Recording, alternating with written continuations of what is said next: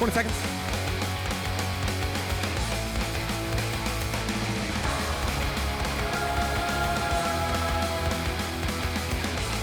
Ten, 9, 8, 7, 6.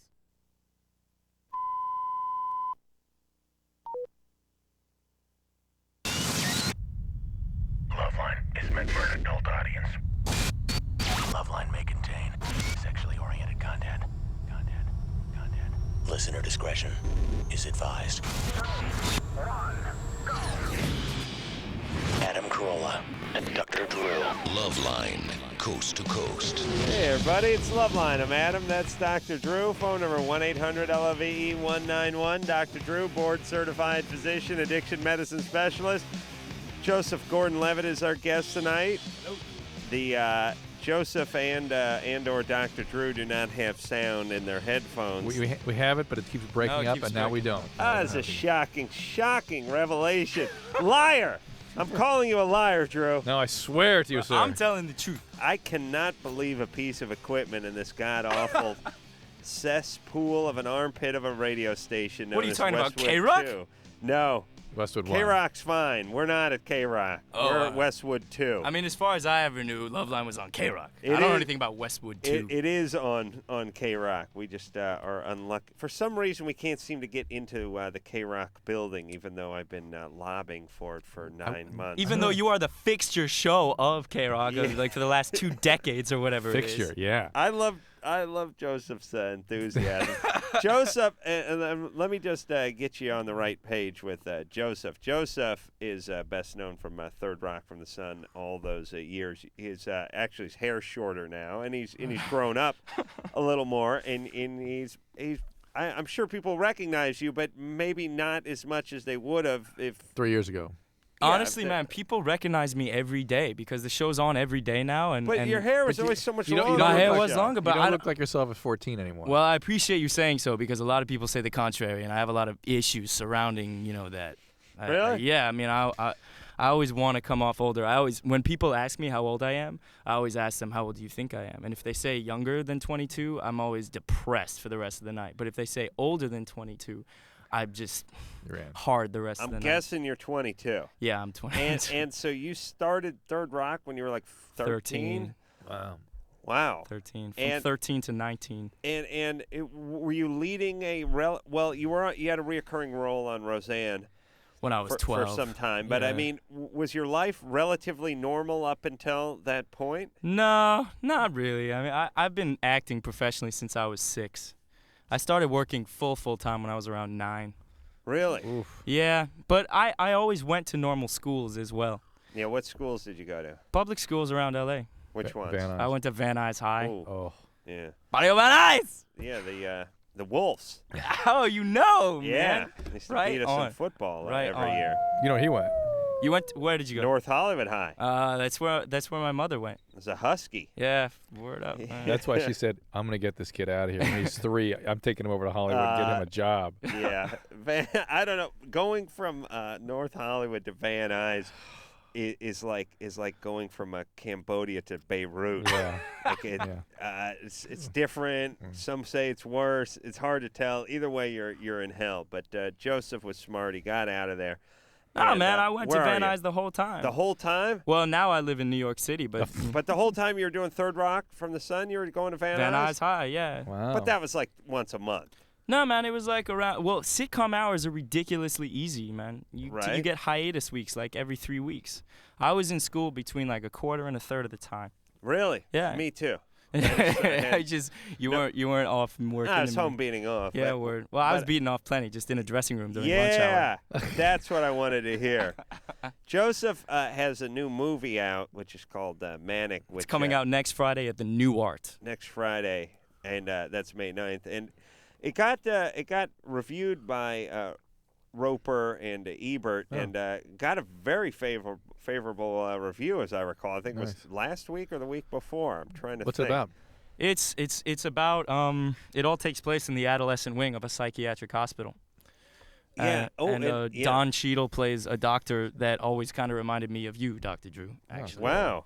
And very high praise, by the way, from the two thumbs up guys for Joseph. Yeah, but Ebert didn't like it. which I enjoy, because if Ebert liked the movie, I would have considered it a small failure. I mean, he didn't say it was. He was sort of thumbs in the middle, like he had a was he? floating thumb. Oh, I didn't see it. I heard he gave thumbs down. Oh, he may have, but there's plenty of times he gives thumbs down when he sort of gives a reluctant and then singled out a few good performances, and I think yours was one of them. Yeah, well, it's good you pointed that out because I wasn't gonna do it myself. Yeah, well, I had to do it. and plus, your publicist told me I had to do it before the show. All right, so Joseph is here. Manic is coming out next Friday, and we're going to take some calls. Joseph has listened to this show for many years and You guys excited don't- about being here. Can I tell a little story Sure. before we take a call? Sure. I got on this show one time No. when I was 13 years old. Oh my God. It was before your time, Adam. It was when Ricky Rackman was doing the show. Yeah. And you had a thing called the shooting gallery. Oh Yeah. yeah, which is Yeah, it was like at the end of the show, real quick. Sort of like the lightning round. That Yeah, Adam does. except for it made sense. Yeah. Right. So I called up, and I was 13 years old, and I called up and said, I'm an actor, and I'm always afraid that girls only like me because I'm on TV and stuff, and I want to know how I can tell if they just like me for me. And Ricky immediately went, And "Who Ri- are you? Yeah. Who are you? Yeah. How do we know you?" Yeah, and I was like, I don't want to tell you. I don't want to tell you. He's like, well, listen, bro, it's like this, dude. Like 10 years later or whatever, you're going to be like 25 or something. You're going to go up to the hot chicks and be like, yo, I was that cute little 13-year-old, so like, let's go back to my place. And I was like, but Ricky, that's not the kind of girl that I want. And Ricky was like, whatever, dude. And then you, Dr. Drew, you came in and kind of saved me. You're like, no, I think that, that's a sensitive thing, and you just, it's hard, but you'll find someone that likes it for That's you. nice. That's Before nice. Adam ruined me. Yeah. I used to be able to come in and be rescued. I ruined him by burying him in cash. He made nothing before I got here, Drew. How much more are you making now? But about 900%. Oh, more than that. Well, Yeah? when MTV gets involved, Check once it. your image comes, I mean, No. sound is nothing. Yeah. No. Yeah. Yeah. Yes and no. I'm agreeing and disagreeing No, but- vehemently at the same time with Joseph. I mean, all I want, KROQ and LoveLine especially, is just such a fixture in my childhood that Oh, well, I'm thank so excited to be on this show. Man. My childhood sounded like this: KROQ, Pasadena, Los Angeles, the world famous KROQ. Sure, our Nice. all affiliates are tickled pink about Joseph being here. Amy, Yes. you're 19. What's up? I had a question about something my roommate and I have talked about. She is super turned on when her boyfriend plays with her breasts. Mm-hmm. Now, when I'm in foreplay with my boyfriend, it does absolutely nothing for me, and I'm like, great, can we move on now? This is just one of the many things that women have that confuse guys from woman to woman being different. You know what I mean? Like there are women that are really into this, and there are women who are just sort of rolling their eyes. And if you go from one woman who's really into it to the next woman who's really not into it, This is why men are so confused. But Right. even with a woman, one night she'll like it and another night she won't. That could One be true, moment too. she'll like. I mean, that's how love making is. It's I'll take it a dynamic. step further. The left boob likes it, the right boob can't stand it. And sometimes they just switch. That's can right. some women can orgasm with breast stimulation. Yeah, Yeah. because my roommate was talking about that. She has, and I'm going, all right. When he does it, I'm just like, great. I'd really just rather have sex right now, and this does nothing for me at all. Yeah. This is and listen, there's no equivalent in the male. Right. One thing makes them have an orgasm. Some takes a little longer, some a little shorter. That's it. Yeah. That's the male. Really? Well, I mean, I there's thought that gay guys can get off other ways, like some sort of male G-spot or No, something. no, new No? pashmina, All right. anything. no. I They st- get I not- w- I not don't without really- something happening to the honker. There's All right, usually so I don't really know There's got to anything be about a it, but reach around involved. Yeah. Amy? Oh, okay. Yes. All right. So that's you and that's her. Okay. All right? Did All you? right. So why? You I know- mean, have you told him like, hey, like I'm just not so into it? Yeah, and he's just like, I know. Is it okay if every once in a while it just does something for me? And I'm like, sure, that's fine. Yeah, I mean, it's probably real fun for him. Oh, yeah, and that's fine with me, but I'm just going, all right, should I get more out of this? Or Yeah. because I'm going, no, this doesn't do it for me. Yeah. Okay. All right. Good times. Yeah, good times. Is he using his mouth? You don't like that? Oh, yeah. He is. Yeah. Yeah, you don't like it? Well, I don't dislike it. I'm just like, I could live with this. Oh, you and Adam Alright. could not hang out. Yeah, I like a little nipple play as a man.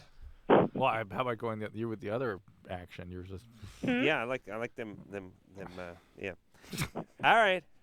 Yeah, for me, boobs are like that air-filled packing plastic. You know, I can't stop popping it. I can't stop squeezing it. Yeah. I just have to keep going until they're all gone. I can't. I don't even think about it. Just have to keep mashing. Yeah, there is some it's like you're a cat. You know, seen cats kind of get going. Yeah, and stuff. on the sofa leg. You know, just stretching the back. Yeah.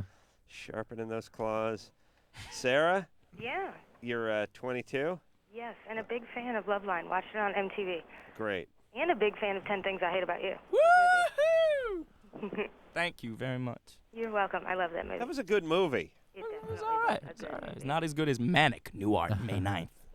I No. will go see it. Sweet. Right. Go. Okay. Well, my boyfriend and I have had sex like 10 times in the past year. Mm-mm. He won't touch me. Why? Ooh. I don't know. It started when I was like visibly pregnant. You're fat. Drew, Was that please. your first baby? Yes. All And right. is he on medication now? Is he? Yeah. No. Does he have any medical problems? A drug problem. Yeah, I was gonna say a drug. What drugs?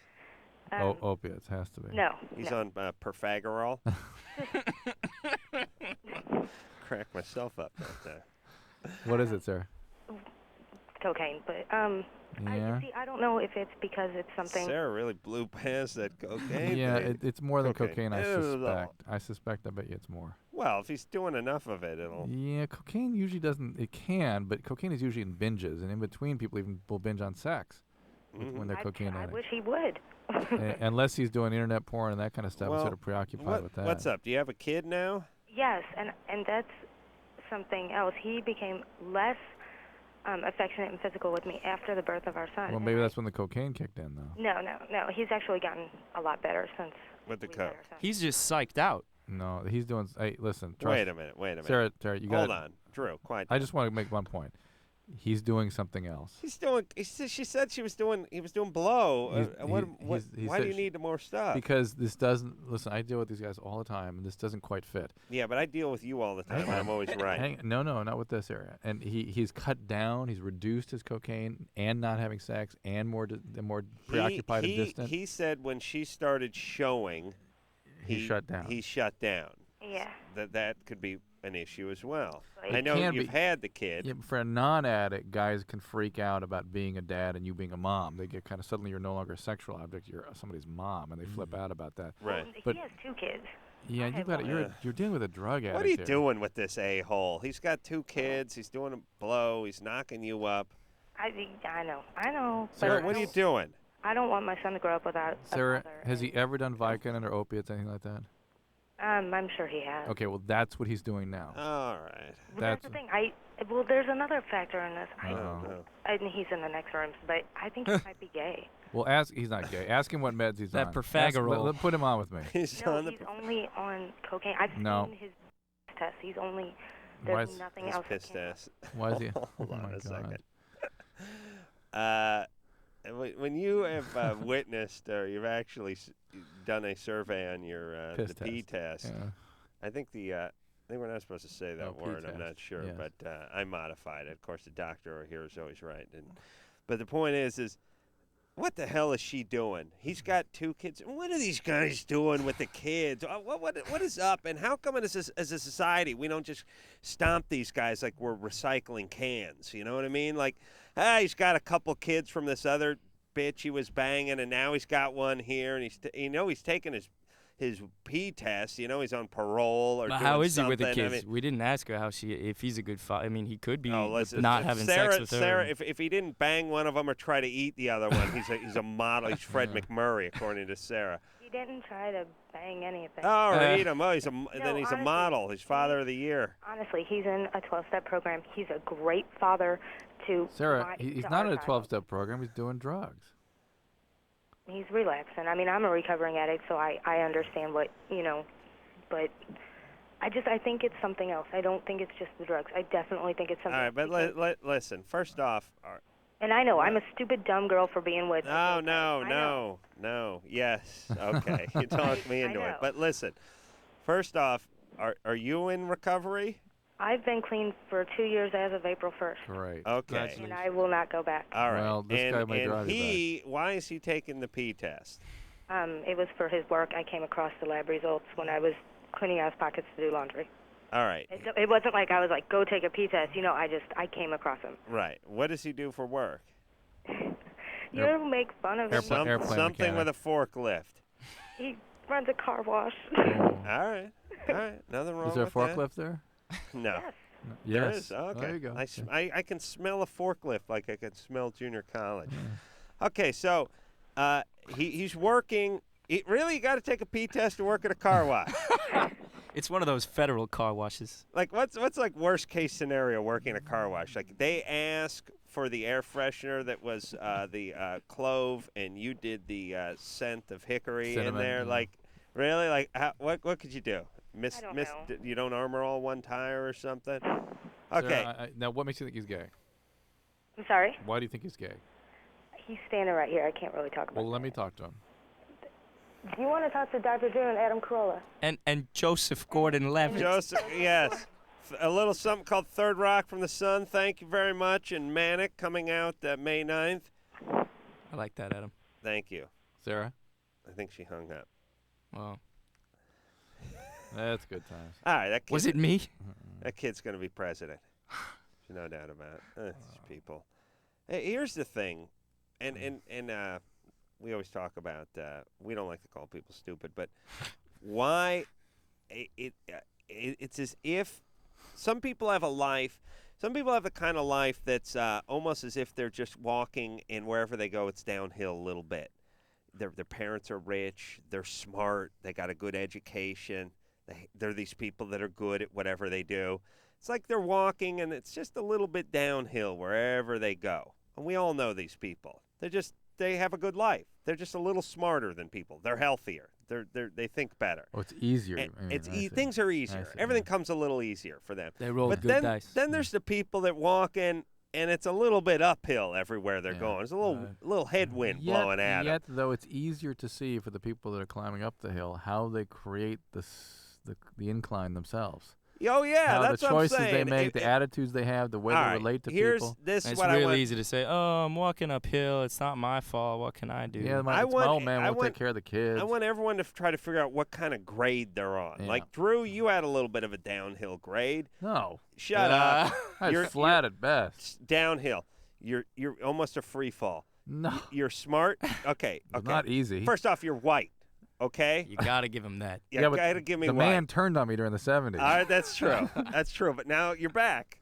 It's fashionable to be white again. Aren't you lucky you didn't change? That's All right. Here's the thing, tried. Drew. You're attractive. You're an attractive guy. You've got a good mind. You don't have any predisposition to any illnesses or any addictions. Right. Your folks had some money and saw fit to put you in a school where you would have opportunity, whatever. A little bit of doesn't feel like it, a little bit of a downgrade. Yeah. Other people got a little bit of a uphill. Maybe whatever. They got high cholesterol and stupid parents. I think this is useless rhetoric, and if you get caught up trying to figure out, well, am I uphill or am I downhill? That's just a waste of time. No, and you it's better not. just Here's consider why. yourself flat and say, what am I gonna do about If you're this? going uphill, if you got a little uphill, you can't crank out the kids at 18. You can't get a taste for Coke. You mustn't. You mustn't. Yeah, you mustn't. You mustn't do the things that are going to weigh down your uphill pack. You shouldn't even do more. that if you're going uphill or downhill. But Good point. if you're going downhill a little bit, you can absorb it because all it does is flatten it out a little bit. Now you're sort of on flat land. But say you're going downhill and you say, well, I'm going downhill. I can absorb a little crack. I can absorb a little kids. Well, and so then be soon it. you're absorbing like a little more crack and a little more kids. And then you're screwed. If Drew got strung out on drugs, when he was in college, his folks would have Killed themselves. Would have killed themselves. He would have collected the money and got himself into rehab. I hadn't thought of it. They would have made. He has an intact family that would have got him some help theoretically. But that doesn't mean that it's okay for Drew to go getting. Well, here's the interesting thing. No, it's just better than if he was going the other way, in which case he has to go sleep outside. But the people that are going downhill, surprisingly, shockingly, don't put on the backpacks. I know, and it keeps them going down even faster, which is good. Miss Morgan. Yeah? You're Yeah. 21. Yes, I am. You going uphill or downhill? I'm going uphill right now. Thank you. What's the matter? Well, I just started seeing this guy. He's 31, and I'm 21, and I kind of want to be celibate right now, and because I want to know if he truly likes me or not.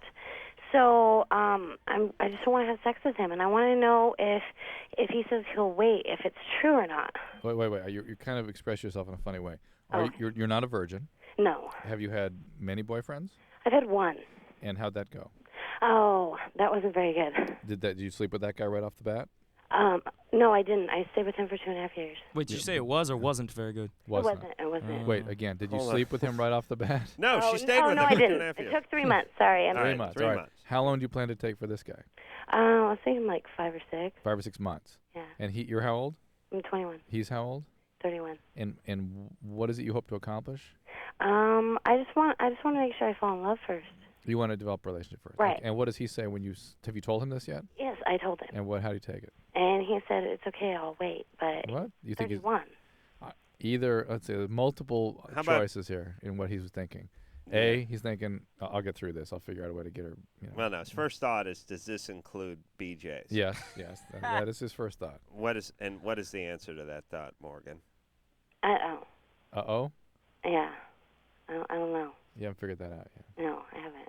What do you think? Like, if you're given sex at the 6-month point, do you think the BJ may come around about the 3-month point? No, 3 I'm months? thinking, I'll give him a couple BJs, keep him around. Couple weeks? Keep him around.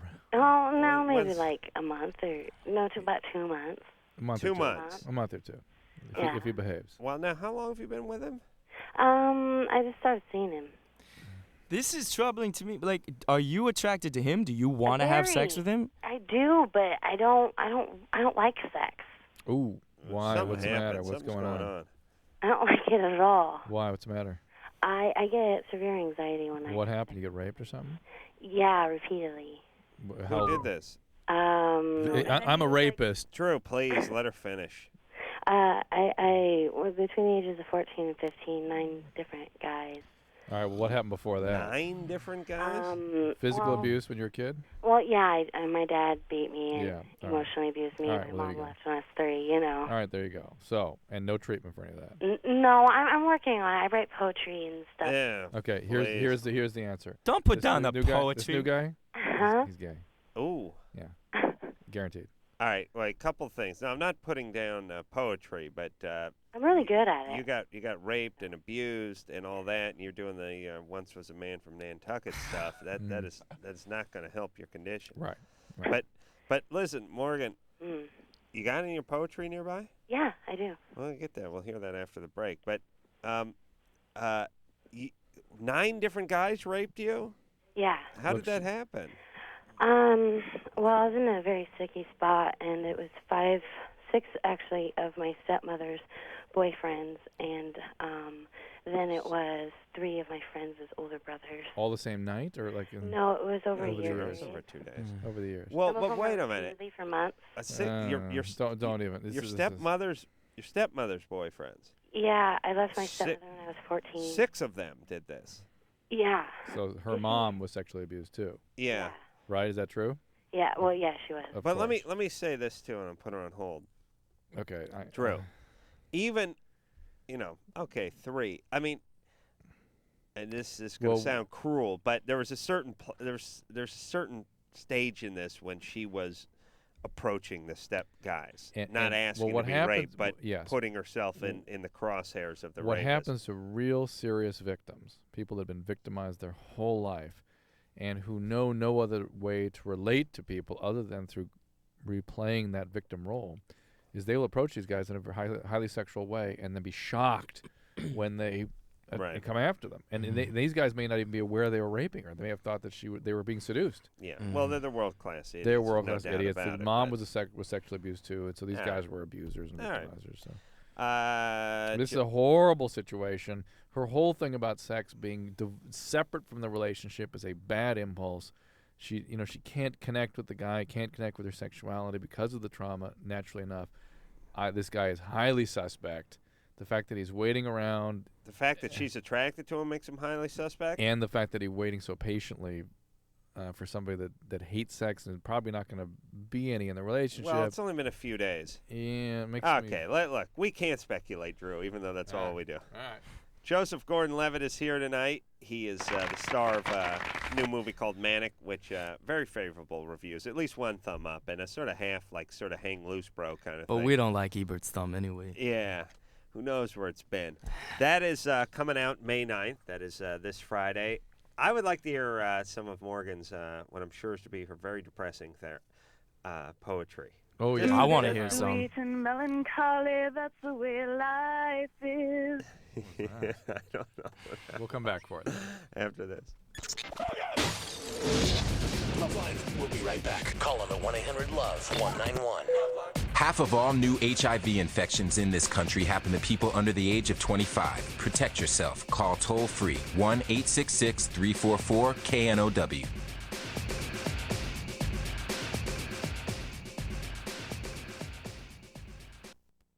Is your sexual performance getting you down? Are you experiencing decreased stamina or age-related sexual decline? Are you giving her the satisfaction she deserves? What if I told you about a male performance enhancer that could raise your sex life to a whole new level? Introducing Prozite. Prozite's blend of natural ingredients not only boost sexual performance and pleasure, they stimulate your sexual desire as well. Prozite is a scientifically advanced formula that's been medically evaluated in case studies and found to stimulate longer-lasting, more satisfying sex in men of all ages. Now you can enjoy the sex life of your youth. So why wait? Call today and receive a free 1-month supply of Prozite with your order. Prozite is delivered confidentially and comes with a money-back guarantee. Call right now. Raise your sex life to a whole new level with Prozite. Call 1-800-897-0845. That's 1-800-897-0845. Call today to learn how you can get a 30-day supply of Prozite free with your order. 1-800-897-0845. Hey, Larry, how about a ride through the neighborhood? I admire you, Vince, working as a crash test dummy all week, and still you want to drive after hours. Yeah, you gonna buckle up, my carefree companion? Why, we're not going far. I was hoping you'd say that. Up ahead, the bird bath of Dan and Sherry Hagee. Solid concrete, early 80s. The Hagees take great pride in their picture window. Notice the fine antiques, like the 1922 billiards table, currently under our wheels, and the custom-designed balls flying through our windshield.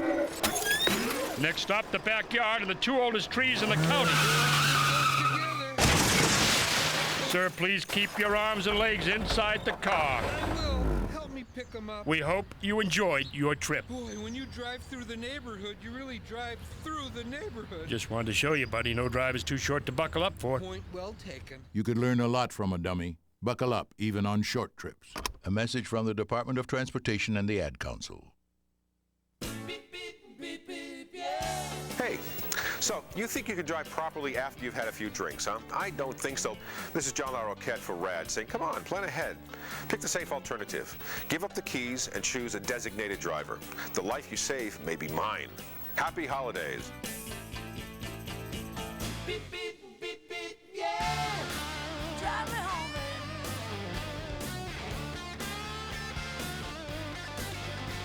baby. Beep, beep, beep, beep, yeah. Did you hear what Smokey said? Did you hear what Smokey said? I want to know if you heard what Smokey said. Smokey said only you. This is Marty Stewart from my pal Smokey Bear, reminding you if you must burn debris or trash, do it safely. Check local laws on burning and never burn on dry when you days. Remember, only you can prevent forest fires. Smokey didn't mention nobody else. Smokey said only you. This message from the USDA Forest Service and your state forester and advertising council. Hi, I'm Malik Yobin. I play a cop on TV. When I was in high school, I got shot at point-blank range by another kid. My life almost ended. Each day, 10 kids are shot dead. Call 1-800-WE-PREVENT for information on what you can do to help. Not one more lost life. Not one more grieving family. Not one more. Getting shot changed my life. Don't wait for something to happen to you to take action. Get involved now. Not everyone gets a second chance. A message from the U.S. Department of Justice, the Crime Prevention Coalition, and the Ad Council.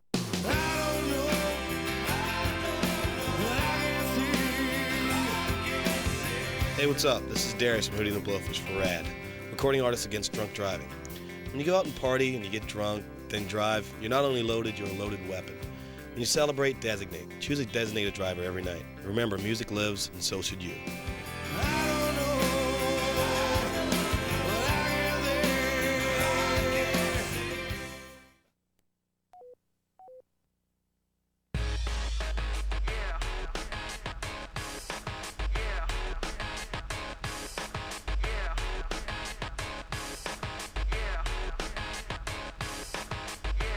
Yeah, it's LoveLine. I'm Adam. That's Dr. Drew. Phone number 1-800-LOVE-191.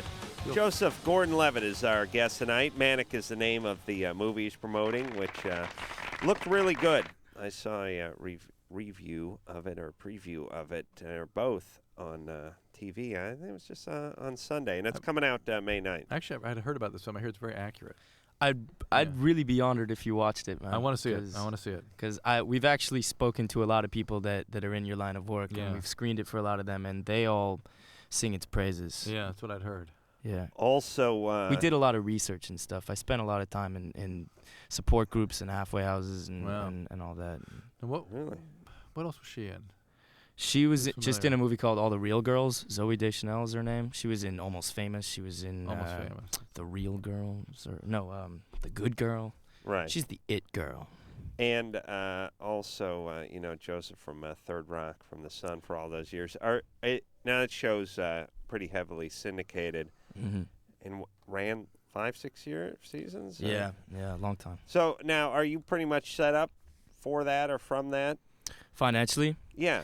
My dad really took the money that I had and was smart with it, and I'm blessed in that way. But the way that I see it is that that gives me the opportunity to do movies like Manic, which is no money. We made that movie for like a couple $100,000. We shot it on digital video cameras. Right. It's no money. I haven't made money I just went to school for the last 3 years. I haven't made money Where were we in school? At Columbia in New York. So that's nice. It's real nice. I mean, that's making that kind of money. I feel like gives me the opportunity and almost the responsibility to do stuff not governed by money, because I think that's what this world needs. Yeah, and so your dad was able to invest the money for you as you went along? $0 in the stock market. Really? Yep. Real estate? Yep. Drew, you a-hole. I always tell you that, don't I? What's he saying? Yeah, man, California kids, man. We don't trust those East Coast crafty, Oh, imagine the stuff he was buying 6-7 years ago and what it's worth now. You know what I'm saying? What are you saying? Yeah, true. Actually, it would have been like 9 years ago, No. 10 years ago. No, I mean... but that's when he started buying stuff. He would have, yeah, when it was really in the tank in the early 90s. Yeah, I thought it was. It seemed to be. I thought it was at its lowest, like maybe 7 or 8 years ago. No, 91. There was a huge recession of real estate in 91. Oh, so and that's when the radio got good. Coincidentally enough. You're fine. So you're set up good. And how does it work, by the way? Is your dad allowed to take your money and invest it? I was a minor at the time. But yeah, I mean, he's their trustee. Yeah, I know he's a minor. No, but the parents. Like I manage my kids' stuff. They're your trustee. Yeah, but your kids wipe a booger on a piece of craft paper and you stick it to the refrigerator. That's well, a lot of parents take a lot of parents take advantage of their kids. But my parents are brilliant. You know. But I thought they had all those sort of Jackie Coogan laws where if a kid was making good money and he was a minor, that the money needed to go into some sort of trust. There's a blocked account. A quarter of it goes into a blocked account. I see. Yeah. All right. Drew answers. He was a minor. Morgan? Yeah? Who's the smart one? Oh, I'm sorry. Okay. You're 21. You have your poetry? Yes, I do. I want to hear this. Okay, are you ready? Yep. I wrote it for the war efforts, okay? It's called One Nation at a Time. Uh-oh. The world turns and spins on an axis twisted and sick. Sticky hands that kill, crazed powerful men, dictatoring through Allah. For the notion, selfishly picking and destroying a single country.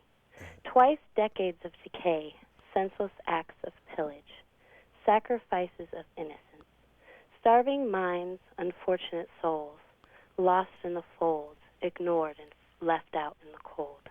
No longer singly threatening worldwide destruction through airborne annihilation. Stop and take in some hits. Step in and take in some hits. Words cannot solve this. Lunatics must perish. Selflessly taking in responsibility to end the tyranny. Well, hold on a second. Let me jump in for a second. Thank you. Before I kill myself. This is sort of pro-America, right? Right, it's pro-America. Oh, all right. Pro-America. All right. Okay. Yeah, we need some patriotic music. Go ahead. Keep going. Okay. A tyrant of lies who kills others' children and wives. Yeah. Market for evil slowly extinguishing, diminishing as preaching spreads. Listening while seeing, slowly stopping this seemingly endless insanity. Millimeters inching their way towards the someday that resides on everyone's lips. No hope for tomorrow means no wishes for years.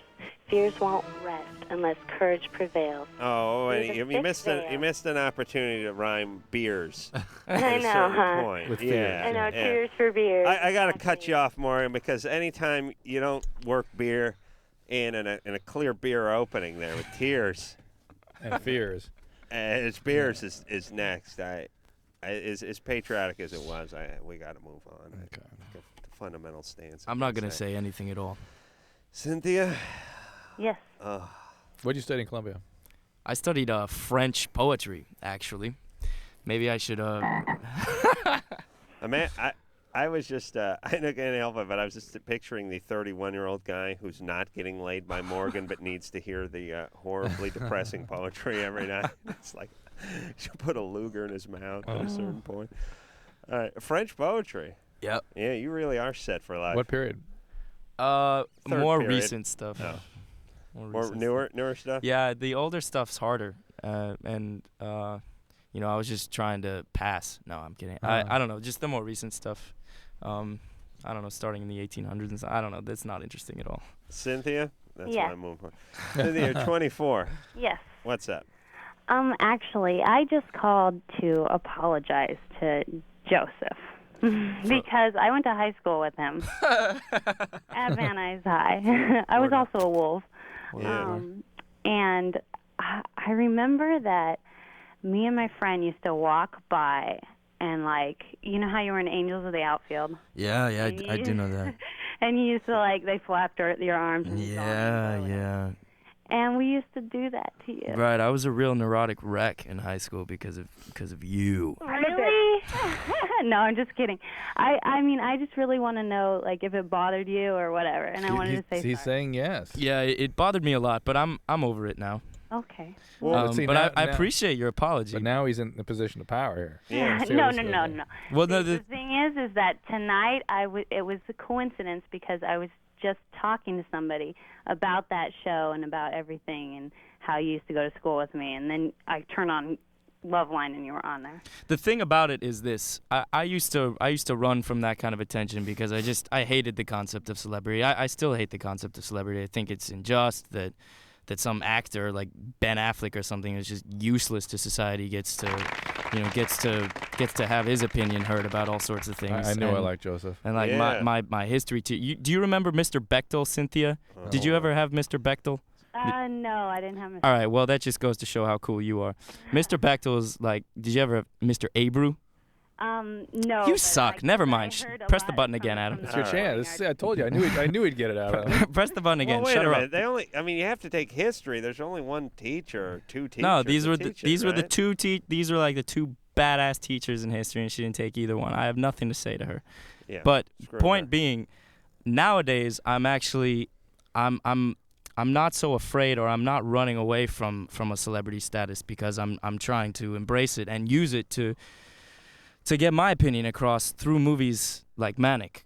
And this is actually the first time in the 15 years that I've been an actor and somewhat of a celebrity that I'm excited to tell people that I'm an actor and that I'm in a movie and to ask them to go see it. What do they take home from the movie? I think that they take home an indictment of apathy. I think a lot of people my age, they see a world that's overwhelmingly negative and want to throw up their hands and say, I can't do anything about it.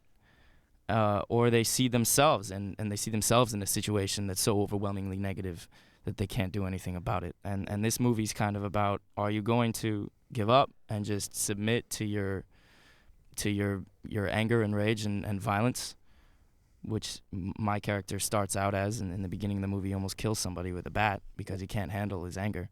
Well, I don't want to be insensitive, but I used to watch Manics growing up, and this doesn't sound anything like it. Well, it's still Drew. a big wave at the beginning. That's Y50, you Oh, I retard. beg your pardon. You're right. What, Drew? You're Are right. you sure you don't smoke weed? He drove the green Mustang. You're right. How'd the beginning go? Mike Connors. It sure as hell didn't have a wave and an No, you're right. outrigger in That's it. a high-five. I certainly didn't have a baseball All right, I'm bat. sorry. No, that's I was quite all right. trying to break it little, up with some I was trying to make a little funniness. Manic joke in there, but a little Manic's joke. It's but good, man. I'm getting all serious. You need some comedy in the middle. Drew's impossible. He asked me what are you going to take from the movie, Dr. Drew. This is my chance to justify myself to Dr. Drew. Well, it's a movie. I'm guessing it was a movie that was made not to turn a quick buck, but because people were passionate. Exactly. About Is these it not issues. about mental illness? I don't think. I mean, it takes place in a psychiatric hospital, but I don't think it's about mental illness. I think it's about people, and especially about young people today. And yeah, the psychiatric hospital is where it's set, but I mean, the characters in the movie are dealing with the same struggles that any human being struggles with. Deja, Yes. you're 16. Yeah, I'm long-time listener, first-time caller. Great. I've been listening since I was 10 years old and love you. Joseph, I loved 10 Things I Hate About You. Thank you. It was my first date movie. Wow. That's awesome. That's awesome. It was very interesting. Anyway, my question is, when I'm planning on becoming sexually active, and I want to know how far in advance I should begin taking the pill before doing so. 1 month. 1 month? Yeah. Right. Okay. One cycle. Is it one cycle or 1 month? One cycle. Okay. Your line is kind of bad, so we're going to go to break anyway. But 1 month for one cycle or 1 month? One cycle. All right. Deja? Yeah, good times there, baby doll. You're probably okay right away, but it's most safe to wait a month. Her name means already. En français, oui. Oh, yeah. See? That's what you do. Your dad makes a couple of good investments. I kicked my dad right in the nuts. My dad's biggest investment was he bought a beta recorder. Idiot. Joseph Gordon-Levitt is our guest tonight. Manic is the name of the movie. I'm going to talk to Drew very sternly about the Manics thing and the wave at the beginning of it. You're right. Catch up on your television, Drew. We'll be back after this. Hello? Who's this? This is LoveLine. 1-800-LOVE-191. LoveLine will be right back.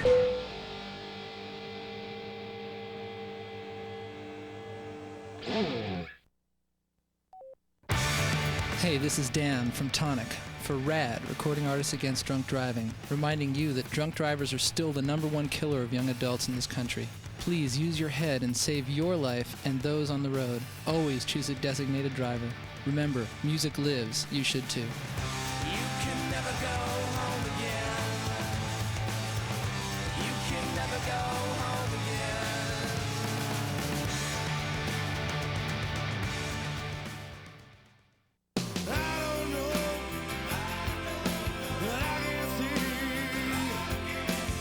Hey, what's up? This is Darius from Hootie and the Blowfish for RAD, Recording Artists Against Drunk Driving. When you go out and party and you get drunk, then drive, you're not only loaded, you're a loaded weapon. When you celebrate, designate. Choose a designated driver every night. Remember, music lives, and so should you.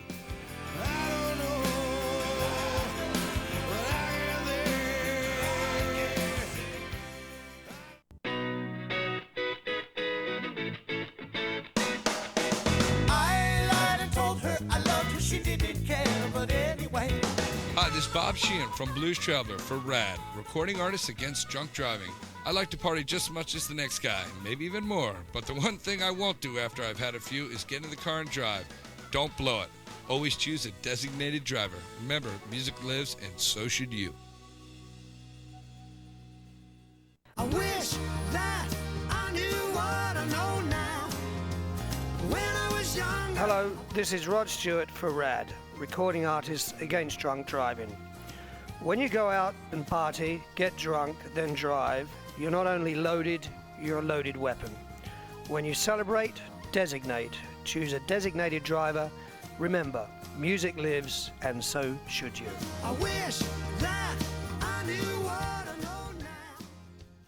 Hi, I'm Serenity, and these are my friends, Missy and Stephanie. You know, a lot of things happen to us every day that we have no control over. But HIV and other sexually transmitted diseases aren't things that just happen to you. You do have a choice. You can choose to use a condom, have safe sex, and take control of your life. Asking for a condom isn't stupid. It's smart. It shows that you care about yourself and your partner. You can do something about sexually transmitted diseases. Use a condom. Every partner. Every time. We do. A message brought to you by Wicked Pictures and AIDS Project Los Angeles.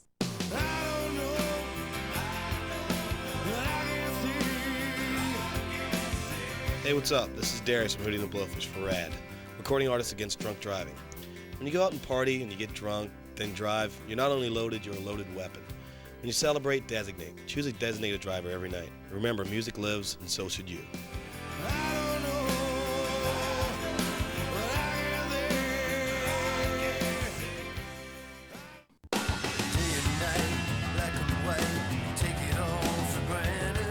Hi, this is Joe Elliott from Def Leppard for RAD, recording artists against drunk driving. Planning on going out and having a party? Great, have a lot of fun. But do me a big favour and don't blow it. Always choose a designated driver. Remember, music lives. You should too.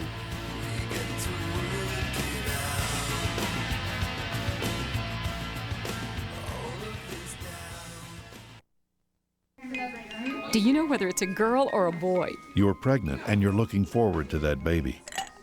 You'd like to have a drink just to relax, but you don't want to do anything that might hurt your baby.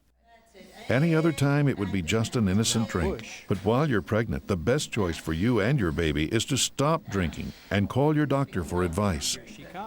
While you're pregnant, don't drink. Don't risk your baby's future. A public service message from the National Association of Broadcasters and this station.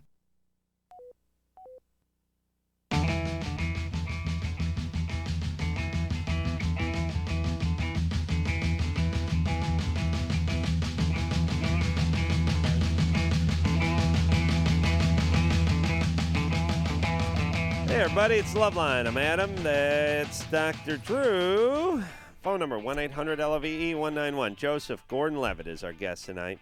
You know him from all those seasons on Third Rock from the Sun, and also 10 Things I Hate About You. Did a voice in Treasure Planet, Halloween H2O.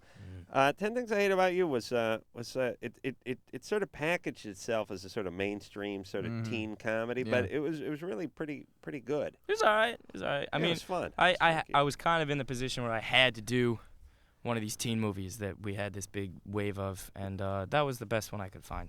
I think you picked the right one. Thanks, man. And quite a departure from that movie is Manic, which comes out the 9th, which is a week from this Friday. And At the New Art. Is a substantial movie from what I hear. And you can check out the website. It's pretty interesting and pretty creative. It's at IamManic.com. Nice. IamManic.com. Nice. Jack? Yep. 25? Yep. Got a question for Joseph? Yeah, I did. I was wondering if Manic was going to come out in places other than L.A. after the 9th, and if he was going to do more mainstream movies. Well, it's already out in New York. It's going to come out in L.A. on the 9th. It's coming out in, like, Seattle and, some cities. But the more people go see it, the more money it makes, the more it'll come out. Are you in Washington, D.C. or Washington State, Jack? I'm in Washington State. I'm near Seattle. You are near Seattle? It's coming out in Seattle May 16th at the Varsity Theater. Okay, cool. Yeah, that's not far away. Cool, man. Yeah. Wow. I'll check it out. Excellent. And what about mainstream movies, which we sort of touched on, which is independently wealthy and wanting to do more important work. I mean, I have no problem with doing mainstream movies if the people that are doing them care about what they're doing. But most often in this business, when you're involved in a big corporation, people are just kind of doing their job, and at the end of the day, if it's good enough, it's good enough. Right. And that doesn't interest me anymore. Manic was the opposite of that. We were all just ruthless perfectionists, and we all was just throwing our blood down on the floor because we all just couldn't make it good enough. How was working with Don Cheadle? Don Cheadle is, one of the best actors out today, in my opinion, and just such a pro and so solid. And any doubts that I would have about, because the whole thing was about getting wrapped up in this world and acting in it. Right. And trying to get beyond acting and just being really in this world and being with him. He was running these group therapy sessions that Right. that we were doing in this movie, and he, could have been Dr. Drew. He was so real that it just felt like I was in a group therapy session, and he just grounded the whole thing. He's incredible. Ironically, I bet Don could pull off Dr. Drew a little better than Dr. Drew. Linda? It'll certainly make it more interesting, Linda? Right? Yeah. You're 17? Yes. Thank you. What's up? What's up, baby doll? Well, I have a little bit of a problem. Mm-hmm. I've got this friend named Alex, and he's a virgin. He's 18, and I've known him for about a year. Yeah. He's been bugging me about taking his virginity ever since I've known him. Yeah. And a couple of weekends ago, we got really drunk together, and he asked me if I could take his virginity, and I said sure. And so we started making out. We were making out for about 20 minutes, and he just could not turn me on. Ooh. And apparently I couldn't turn him on either because it took him the whole 20 minutes. And then Whole 20 minutes to what? to get hard. Oh, really? All right. Yeah. All right. And then he had the nerve to ask me if he could stick it in my butt. No, he didn't. Yes, he did. No. No. She's using the guy's name and doesn't- stuff. Yeah, this Liar, whore, and you know it. No. Yeah. This is but it was a mason jar when he. Yeah. Well, it's really weird though No, because it's not that weird. It's not that weird because you're making this up. I'm Yeah. Yes. Oh yes. Yes. okay. It's the only thing that saved you so far is being a woman. They don't have the Crank call gene. right. If you weren't lying, you'd have been handling this differently once he accused you of lying. Why'd you use the guy's name? Why use his name? Because Too slow. I think he's gay. Okay. Yeah. That explains why he used his name. There I you go. see. Perfect. Well, now it's all Perfect. coming together. Yeah, now we believe you even more, Linda. Good times. Well, no, I mean he really is begging me to take his virginity. Yeah. Yeah. So he tried to stick it in your butt. No, he didn't try to. He didn't like. He asked he asked nicely. me to. I see. I think we're done with Linda. All right, Linda. Good. And your question is? What's the question? Is he gay? No, that's not your question. Yes, it is. No, that's The- your bogus question, which is not really a question, which makes this bogus. But he has nothing to do with being gay. Yeah, I think it makes you straighter. Extra male. Super Especially right out of the gate. You know. Before having had vaginal intercourse. Yeah. Nice. Don't a lot of people try to have anal intercourse because they don't want to lose their virginity because it's That not... is a strange sort of behavior that's been popular. I've the last heard 4 of or it. 5 years. Tyler?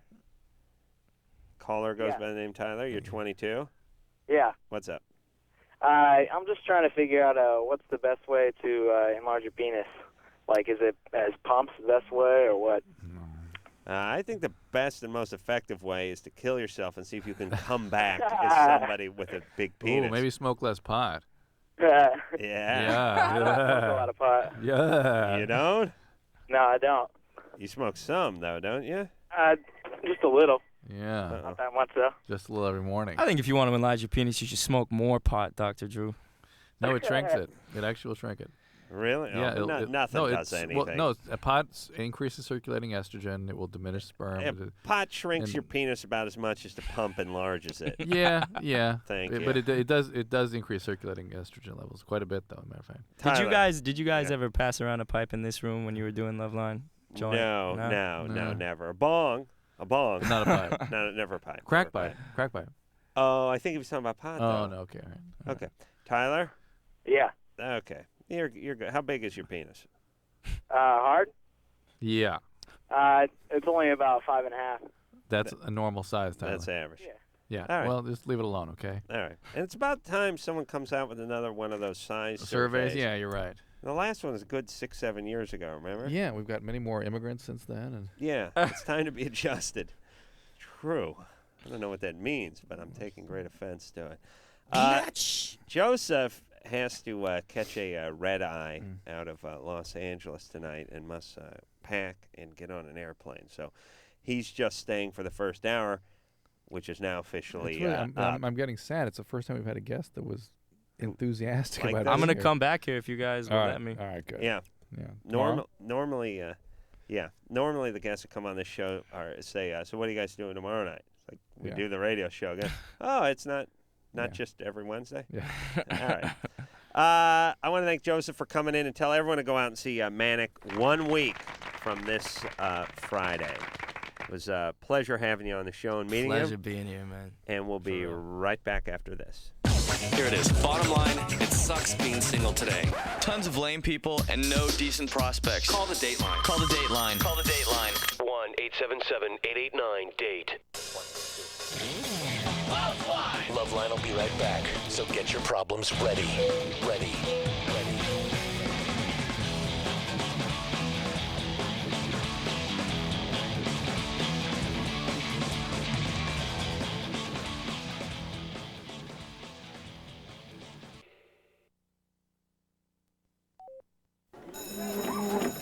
Okay, people, come on, settle down.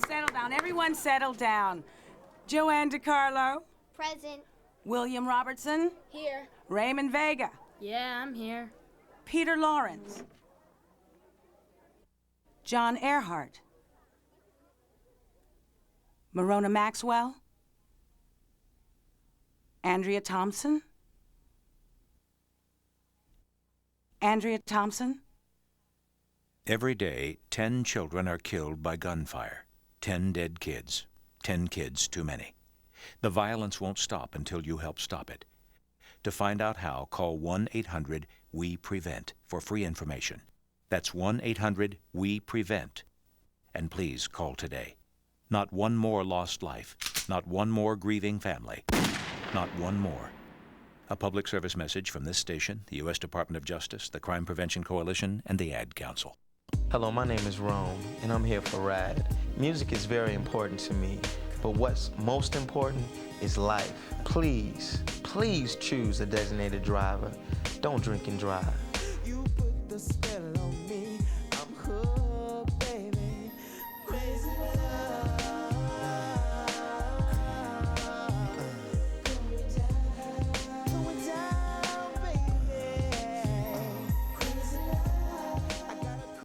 What'll it be, lady? You think you might be pregnant. You need to see your doctor. You want to tell your family, and you need to stop drinking alcoholic beverages. The best choice for you and your baby is to stop drinking and call your doctor for advice. Congratulations. You were right. You're pregnant. If you have questions about drinking during your pregnancy, ask your doctor. Be good to your baby right from the start. A public service message from the National Association of Broadcasters and this station. Hey, this is Kate Pearson from the B-52s. For RAD, getting drunk is your own business, but when you drive drunk, you make it everybody's business. Don't drink and drive. Be responsible, plan ahead, and choose a designated driver. Remember, music lives, and so should you.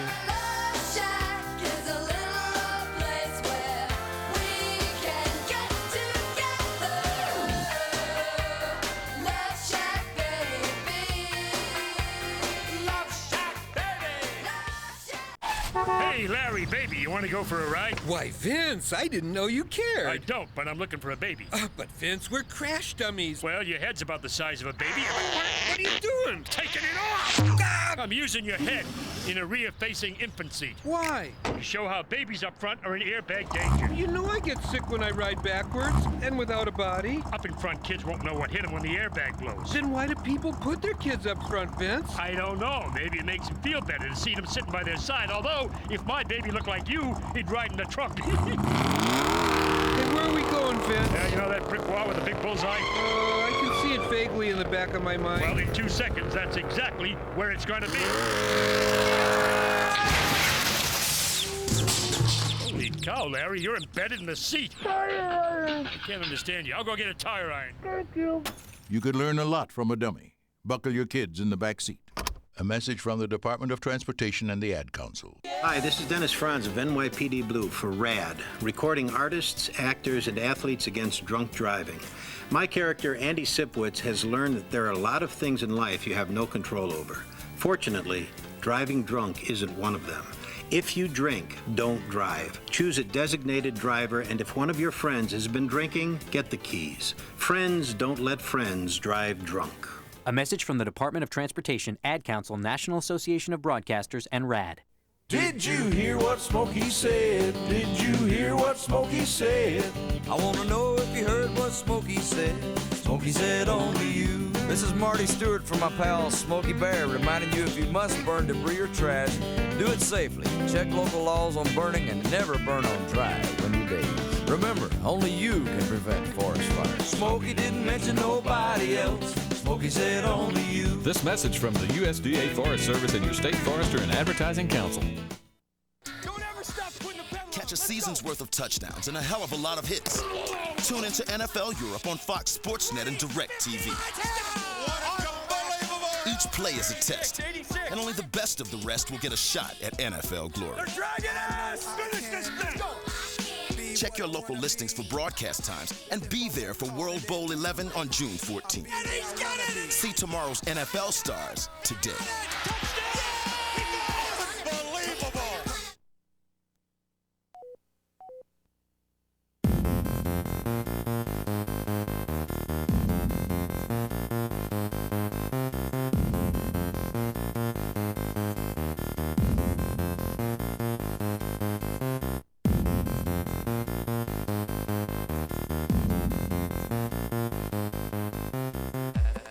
Hey, everybody, LoveLine. I'm Adam. That's Dr. Drew. I'm depressed that Joseph's gone. Yeah, these good people. Somebody that actually had an appreciation for what we do. I've never encountered that before. No, not even at home. Oh, no, of course not. Not even at home. All right, you ready to move forward here, Drew? Yeah. Let's talk to Nicole, who's 19. Nicole?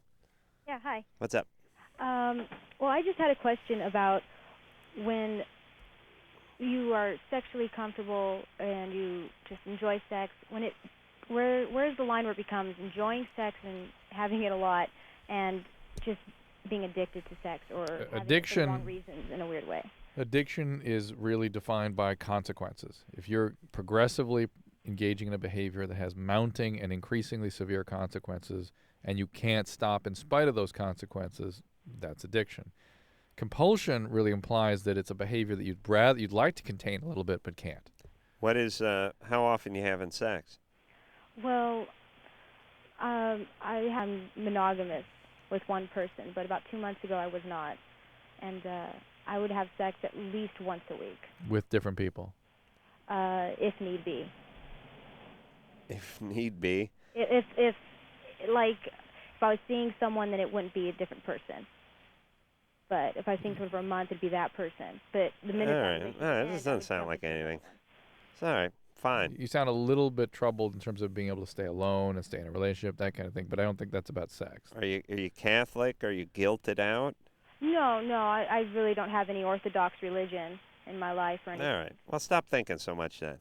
Okay, well, another thing that I just thought of. What about masturbation? Is that such a bad thing? 'Cause I started masturbating like when I was like in 3rd grade. I didn't know what it was at the time. I just knew it felt dangerous. It's fine unless you start doing it because somebody started you doing it. Oh, okay. Was there a lot of chaos in your home growing up? Yes. Not so much, but I was messed with as a child. All right. Well, that's where sexual abuse and that's where compulsions and excessive sexualization of all feelings comes from. All right, but good times. You've got so you're sort of wired up that way a little bit, so yeah. you should at least consider yourself at risk. You crack a wine cooler and relax. You know what I mean? Get a little drink and mellow you out just a little bit. You know what I'm saying? Mm-hmm.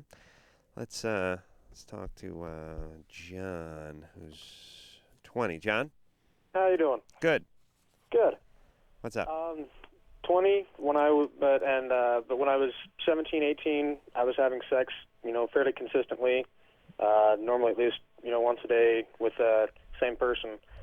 I would go hours, all night sessions, and now I'm getting married here soon, and I don't have sex as consistently anymore, but I very short now, half hour at 45 minutes most. Okay, there's a couple things here. Can you understand why we might have a little question about why you're not having sex, why you're having so much then, and why not so much now? Work schedule. Work schedule. And yet I work more days, and she works more nights, and so we hardly get to see each other. We see each other. That's great. Yeah, it is. Marriage is going to last forever. Exactly. I really So mean I'm it. I'm going to start school soon, and she's going to start working days, and so All it's right. going to work out. So then 30, 45 minutes is a long enough session, especially when you're married. Yeah, and but then Believe you me. Oh, it's taking you 30 minutes now? 30 to 45 as opposed to 2 hours. And he's complaining about that? Evidently. I'm used to going, for a long time, and so to switch, fairly suddenly, it was just kind of weird. Well, here's the deal. Most women, after about 10 or 15 minutes, are not happy. Most women, not all, but most feel that's ouch, uncomfortable, unnecessary. But listen, this question is like saying it used to take me 2 hours to mow the lawn. Now I do it in 35 minutes. Boo-hoo. Yeah, exactly. Then now, and also, by the way, he has a readily available explanation. He was having lots of sex before, now not having so much. Yeah. So things are happening a little faster. And unless his 30-minute to 45-minute is really 8 minutes to 14 minutes. Even then, that's fine. That's all right. Oh, Drew. 14 minutes is okay. Hey, listen. Again, you get beyond 14, 15 of intercourse, most women are having a little trouble after that. Yeah. All right, Drew. Most, not all. Little window into Drew's sexual schedule. Steve? How you doing, guys? You're 17. What's up? Well, I'm working at this camp here, and there's this pretty hot girl working there with me. Yeah. And I kind of want to take it into the bedroom, the relationship, And I was wondering how I would go about doing this. Non-question. Non-question. There's a bogus quality to Steve. Whatever. Yeah. No, I really want to know how to do this. Yeah, No, now you we don't. really don't, Yeah, we no, don't you believe don't. you. But her butthole's big me. There we go. Thank There you. we go. Thank you. Yeah, you really got us. Yeah. Yeah. We got Shut up! we got sucked into that one, boy. I tell you what, boy. Hook, line, and sinker. What's funny is 2 syllables into it, I didn't buy Steve Well, at all. we both looked at each other and went. Right. But, well, actually, I'd farted. That was my luck. But, so anyway, Steve's call read bogus to me from the first word. Yep. But he didn't say the girl's name. He was going to, though. Oh, no, he was just going to go right for the No, mason he's going for the jar. mason jar. Yeah, yeah. He didn't say the girl's name. Yeah. And it was, the whole working at a camp like someone I work with. It was sort of specific enough that I was listening, but yet the tone, his tone was completely bogus. I want to know how to do it. I want to know how to do it, man. How do you do that? It's like His words were not bogus at all. No, right. But his tone was horribly bogus. Yes. And I think we're both starting to pick up on those tones. Mark? Oh, hey. You 16? Will masturbation cause depression? No. I've heard a lot that it will. Where have you've heard a lot? Where have you heard that from? On the internet, searching it up. Where did you see that exactly? No. I don't have the Is exact. that another bogus call? It's possible. This isn't a bogus call. Where? Have you ever heard that rumor before? Are you depressed? No, but I don't want to be. No. Do you masturbate? Yeah. Well, can't you do the ball sack math? If masturbating makes you depressed, yet you masturbate and you're not depressed, then how can it be true? The only way I can imagine it, the only couple ways I can imagine it causing depression, and that would be if you are overwhelmed, riddled with guilt because of it, and eventually the stress of the guilt starts to make you depressed. And once in a while your stepmom catches you. If That's you a little are depressing. if you are sexually compulsive or addicted, and you start doing things that have consequences with the masturbation, like in public or with porn, paying for porn and stuff, then I could see where you get a little depressed. But just run-of-the-mill, normal masturbation might even be a little protective against depression. I got to do something about the evidence trail of beating off, Well, that's your you have a service that could do that, right? Well, they'll step in if you after, die. If you die, but I'm just talking about for the daily beat. Now, there really should be a service. One to clear the decks for the parents, one for the girlfriend, one for the wife. Well, there is a service, Drew. Oh. Well, Drew, weren't you just talking about that service? Well, you said you have a service just if you die. You mean a daily? Yes. Well, that's impractical, Drew, having someone cleaning crew come to your house every day. I'm just trying to think.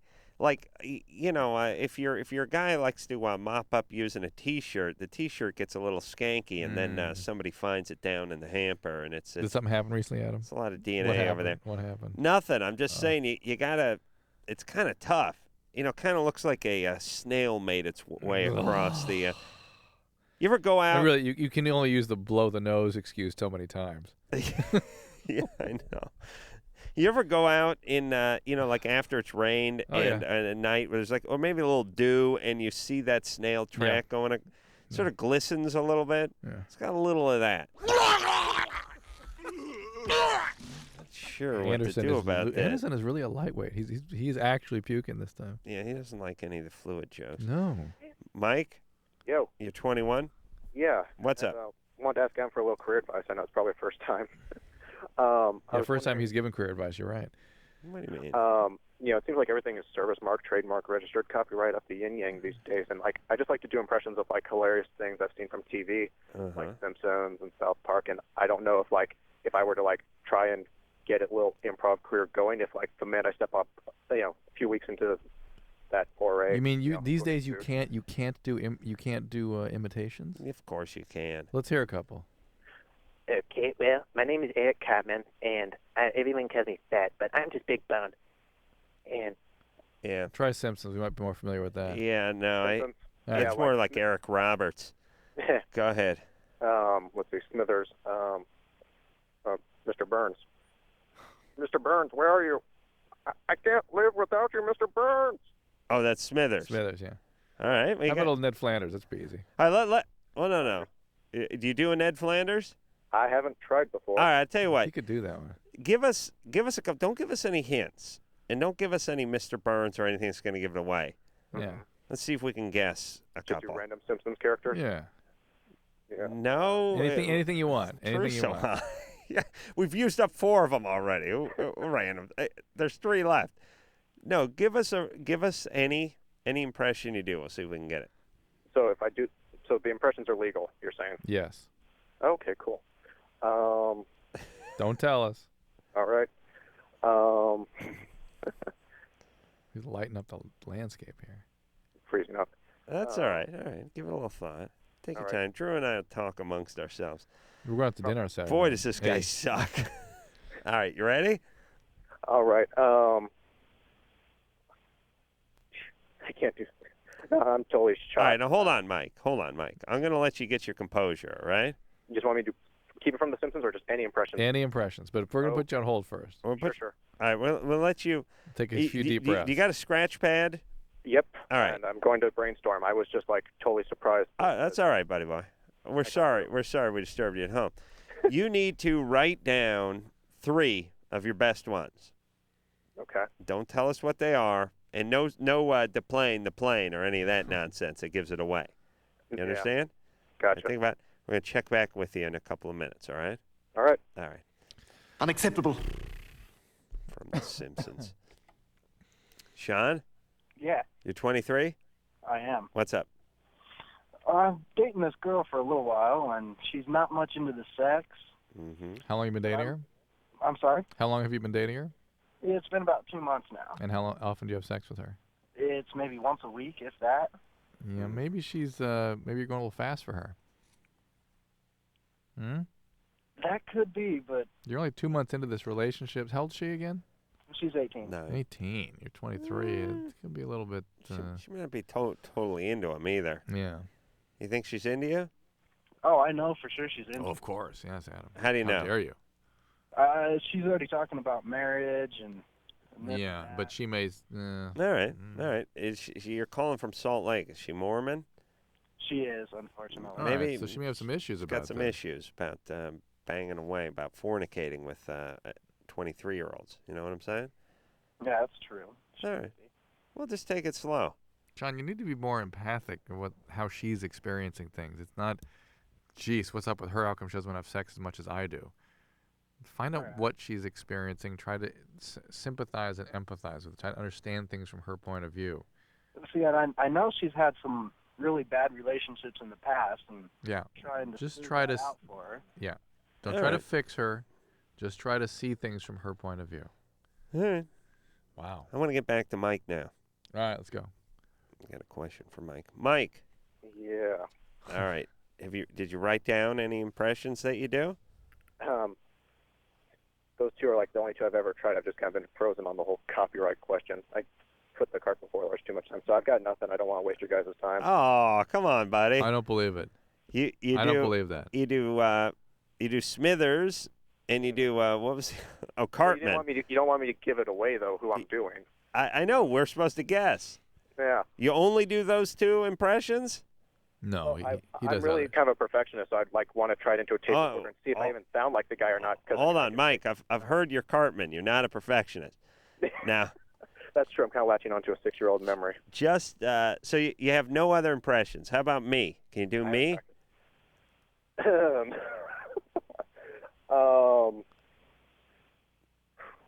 Okay, Mike. You screwball. Listen. Wait, keep going. Go ahead. Cardo. Nice. Do you do construction?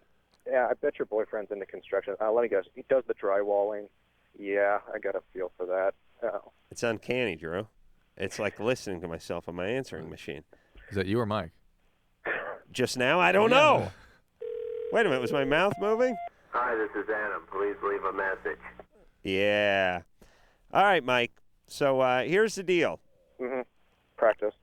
No, but I would say with Mike's uncanny ability to do dead-on impersonations, I might try something a little different. It would be a crime for him not to be able to do that on stage. So don't get caught up in the legality part of it. You're allowed to go up on stage and do whoever you want. All right. All right? Let's go ahead and do it. Let's go to... is there any place you can go to train for comedy? Improvisational theaters or anything? Mike? Yeah. You were being sincere, not sarcastic? No. Yeah. Yes. He's about to be sincere anyway. Here's what I'm saying. Mm-hmm. You want to do stand-up, right? About, yeah. So you just gotta start doing it. All right. Yeah, you'll be bad for 10 years, Mm-hmm. and then you figure it out. Yeah. Is that how long you were with the groundlings thing before your stuff started taking off? Oh man, Longer than I that. kicked around for a good 10 years. Mm-hmm. Yeah, so just go start doing open mics. But he can't do characters. He'll be sued. Do characters. Yeah. What, you really can't? Yeah. You can do like personalities that exist, but you can't do characters that have been invented. Yeah, you can do characters. Go right ahead. I can't do characters. Go ahead, Mike. Yeah, you just want. Anderson says no. And work on one of Anderson. That'll be very ironic. People will be saying, "Who? He sounds like a dick." All right, let's talk to Natalie, who's 14.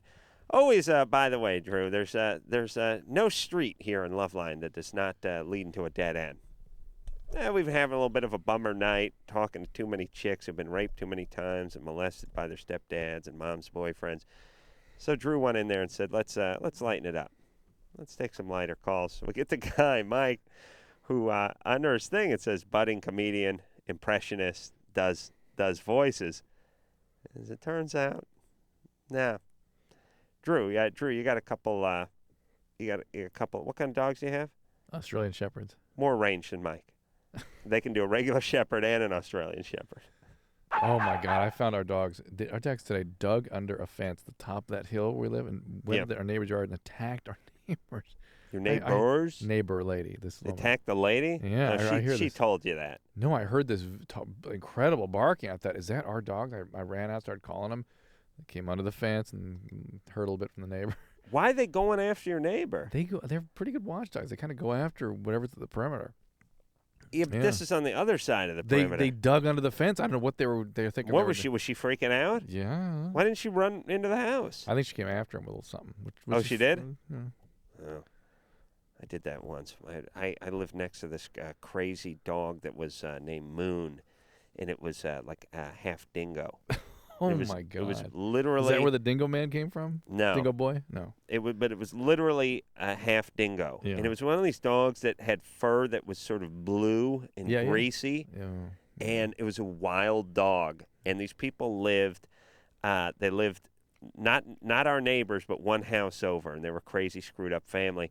And they had I know everyone exaggerates, and it's good radio and everything. There's no exaggeration here. This dog Moon was a crazed, wild dog that was part dingo that they would just leave on the front. It would just sit out on the front yard, and everyone who went by got chased, and everybody got attacked, and it was just they were just a screwed up family. Just did it, and this dog had tormented me my entire teenage life, and eventually we squared off, me and the dog in the street, because I always had this thing where I don't know where I got this theory, but I thought that if a dog really confronted you and you sort of you run, the dog's biting you in the ass and taking you down. But if you square off, you square off. I was I was probably 16.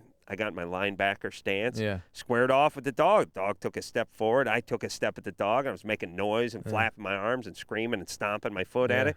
And the problem with Moon was he's crazy. Each couple seconds he was inching closer and closer to me, and eventually he lunged at me.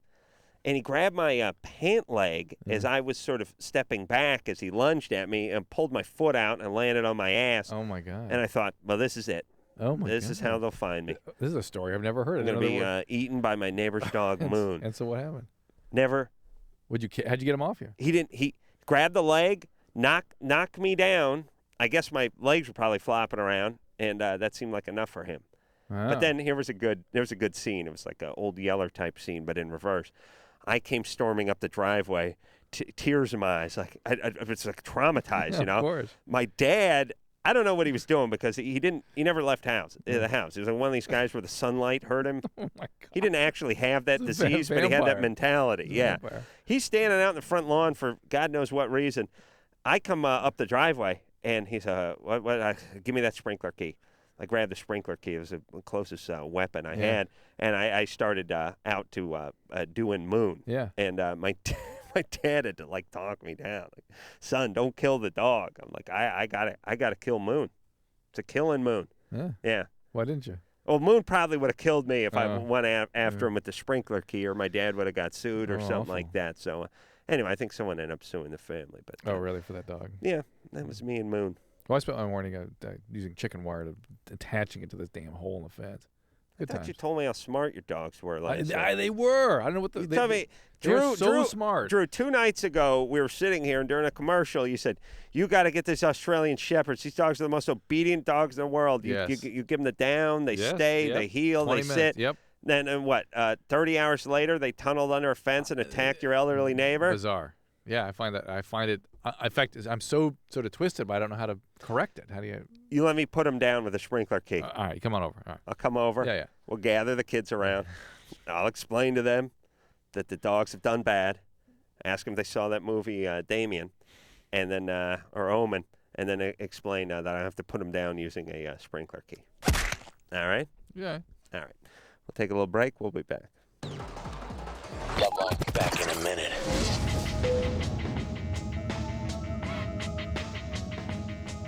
LoveLine is brought to you by Trojan, America's most trusted condom for over 80 years.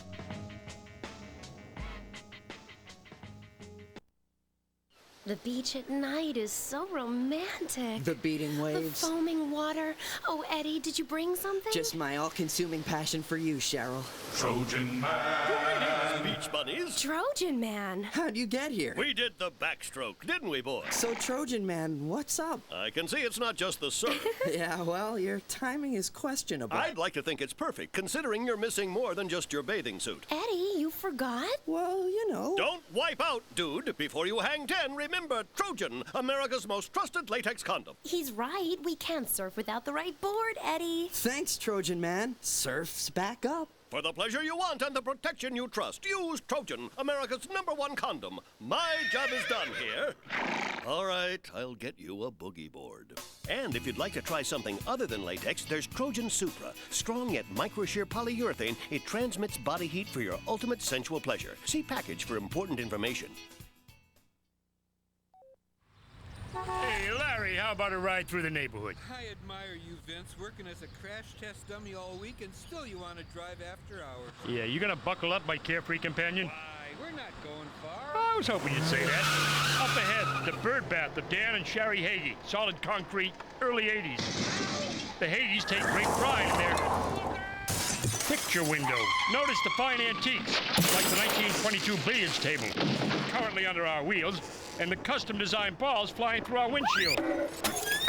Next stop, the backyard and the 2 oldest trees in the county. Sir, please keep your arms and legs inside the car. I will. Help me pick 'em up. We hope you enjoyed your trip. Boy, when you drive through the neighborhood, you really drive through the neighborhood. Just wanted to show you, buddy, no drive is too short to buckle up for. Point well taken. You could learn a lot from a dummy. Buckle up, even on short trips. A message from the Department of Transportation and the Ad Council. Hey, so you think you can drive properly after you've had a few drinks, huh? I don't think so. This is John LaRoquette for RAD saying, come on, plan ahead. Pick the safe alternative. Give up the keys and choose a designated driver. The life you save may be mine. Happy holidays. Beep, beep, beep, beep, yeah. Drive me home, baby.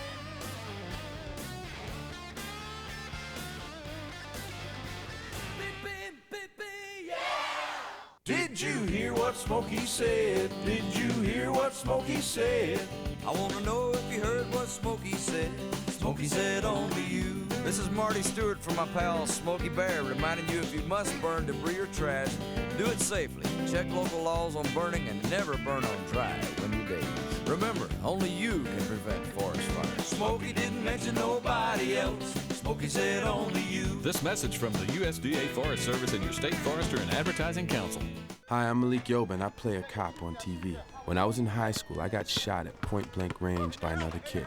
My life almost ended. Each day, 10 kids are shot dead. Call 1-800-WE-PREVENT for information on what you can do to help. Not one more lost life. Not one more grieving family. Not one more. Getting shot changed my life. Don't wait for something to happen to you to take action. Get involved now.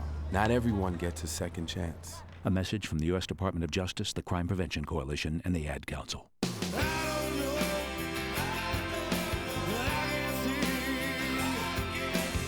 Hey, what's up? This is Darius from Hootie and the Blowfish for RAD, recording artists against drunk driving. When you go out and party and you get drunk, then drive, you're not only loaded, you're a loaded weapon. When you celebrate, designate. Choose a designated driver every night. Remember, music lives, and so should you.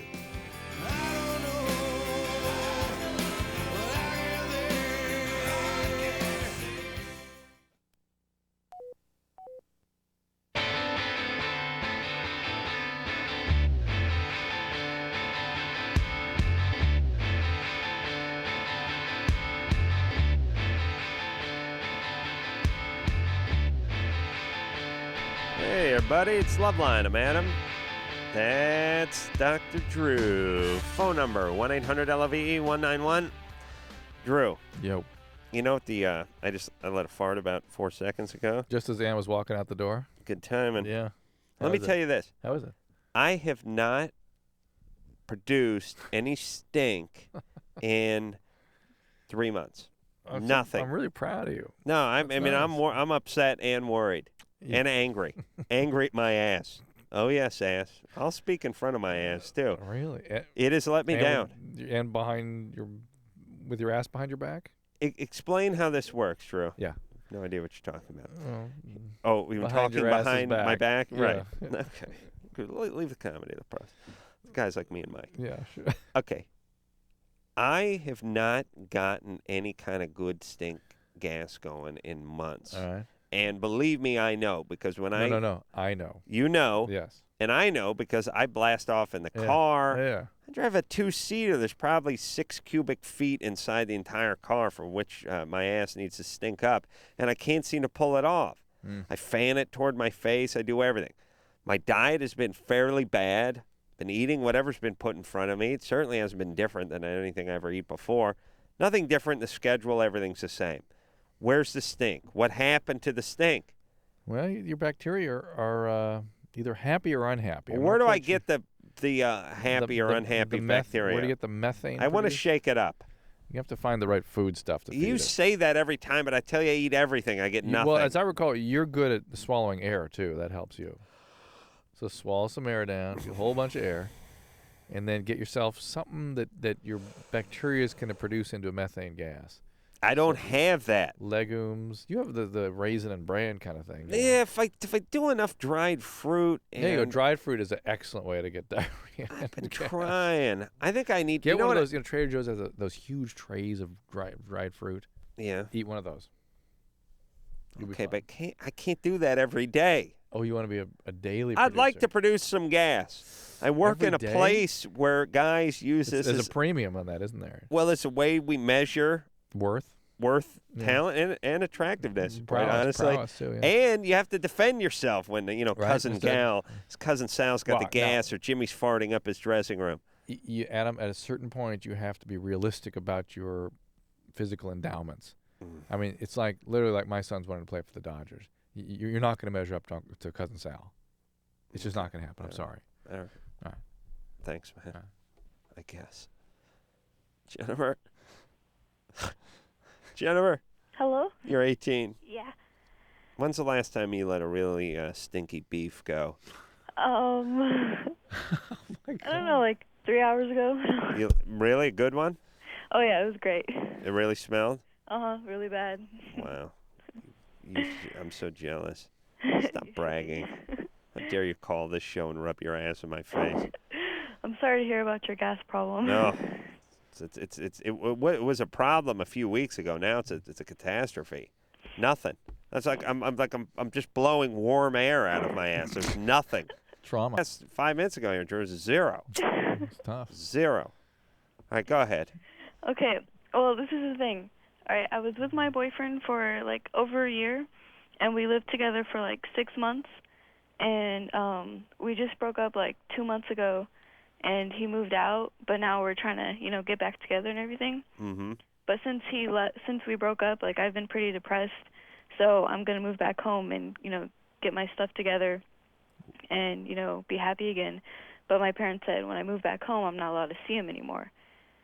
And they said if I... What, do they not like him? Yeah, they don't like him. They don't think he's good enough for me. Okay. Yeah. Well, so they're exerting their influence where they can here, which is sort of appropriate parenting. Well, but at 18, even if you're living at home, you shouldn't be able to say you can't see somebody. When you're living under my roof, blah, blah, blah. Yeah. That's the way they can exert their parental influence. Yeah, That's all they can, otherwise, they have no leverage. But how healthy is that for me, like, just to stop seeing him all of a sudden? Well, you already did stop seeing him, Well, I didn't mean, you? we still see each other, and he comes over and... What's up with him? Why aren't they happy with him? Well, I think it's the way we broke up.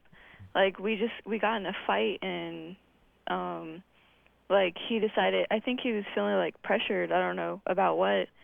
So he left. We broke up. He moved out. I threw stuff at him.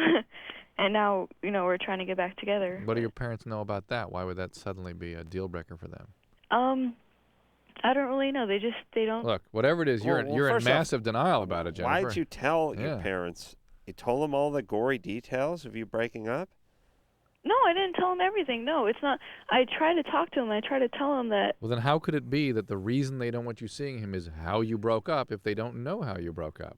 No, they know. I mean, they know how we broke up. It's just I didn't tell them every detail. All right, look. We got in a fight. Look, the only reason you're trying to tell us the only reason they don't like this guy is because you had a rough breakup and you threw stuff at him. Yeah, that's ridiculous. And you didn't give him the gory details. Yeah, that is ridiculous. That's nothing. What's the real reason? Exactly. What is it? I don't know the real reason. What's this guy do? We'll figure it out. Well, when I lived at home, he used to sneak into my bedroom. What does he do for a living? Did they find out that he was having sex with you under their roof? Yeah. All right, that's one thing. Strike one. But then he apologized, and they forgave him. All right, that's strike one. What does he do for a living? Sorry for wiping my dork on your curtains. And on the way out the window. What's he do? He well, right now. He works at a factory. What kind of factory? What kind of factory? Like a dressing factory. They make like dressing and turkey dressing and stuff like that. Salad dressing? Yeah. All right. Is he a manager or he just works on the line? He just works there. He works like over 40 hours a week. And what do you do? They're moving him up to the zesty Italian line now in a couple of weeks, Drew. Yeah, we'll keep our fingers crossed. I don't want to jinx it. And yeah, now are your parents are together? Yeah. And they do okay for themselves? Well, they were pretty rocky before. I mean, my dad used to treat my mom like crap, and then. But does your dad make a good living? Yeah, he works. He's like a manager of a construction company. You guys live in a nice house? Yeah. Do you go to school? No, not right now. Okay. Well, here's the thing. I sort of half agree with Drew that when you go home, you sort of relinquish a few rights.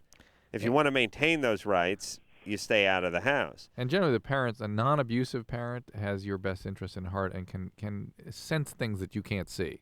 But they're trying to capture your attention here. But see, I don't understand. They're not seeing how it is for me to be with him. Listen. Do they really need to know if you're going out with the guy? Oh, they said if they find out if I'm sneaking around seeing him, that they're gonna kick me out again. All right, but just go see him then if you want to see him. My parents never found out anything about it. I don't think they knew my last name. You understand? On the other hand, you might want to to give some careful thought to why they have a problem with this guy. I'm sure there's much more than you're telling us. And also, when you break up with somebody when you're 18, you just break up again. Oh yeah, you're just delaying the inevitable.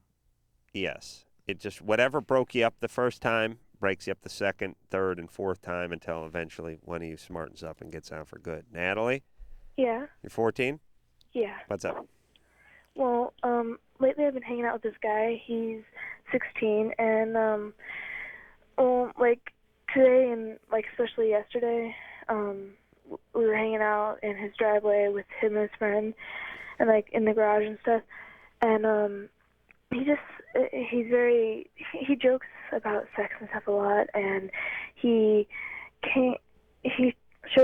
pulled out his penis, and he showed me, and I didn't really want to see it and stuff. And then he kind of asked me, to give him. Yeah. Where was the finishing school? Where did she say? BJ? Well, she can't say it. That's good. The finishing school? Shut up. Hey, Natalie. Yeah. Where did he go to finishing school? Not Oh, him. Oh, sorry, buddy. Thought you were talking about her, but it was a little confusing. Natalie? Yeah. This isn't your boyfriend, though, right? No. He just got out of a serious relationship like last week or the week before. Uh-huh. And like. All right. Well, let me ask you this. Why are you calling about him? Yeah. Well, I mean, it's just okay. I used to like this guy. Well, tell your parents what he did. No. Yes, he pulled out his dork at hanging out with a bunch of friends. She liked him. Look, that's bizarre. He's 16, she's 14. Where were his friends when he did this? Well, they're like only one friend. He was there in the garage and stuff. They said they jack off together and stuff. See what I'm saying? Tell your parents, Natalie. Nothing wrong with that. Please tell your parents. What? Tell your parents that these teenage boys beat off together? No, that what are they going to do? Call the cops? This is abusive stuff. Yeah. Well, it's not. She's 14. Like, he's not like being all do it or anything. He pulled his dork out in front of you. He exposed himself to you. That's not okay. That's not okay. Natalie? Yeah. Now, you don't have to tell your parents, but you do have to not hang out with the guy. He's not a good guy. He doesn't respect you. If he looked at you as a potential girlfriend, he wouldn't be making an ass of himself this way. You understand?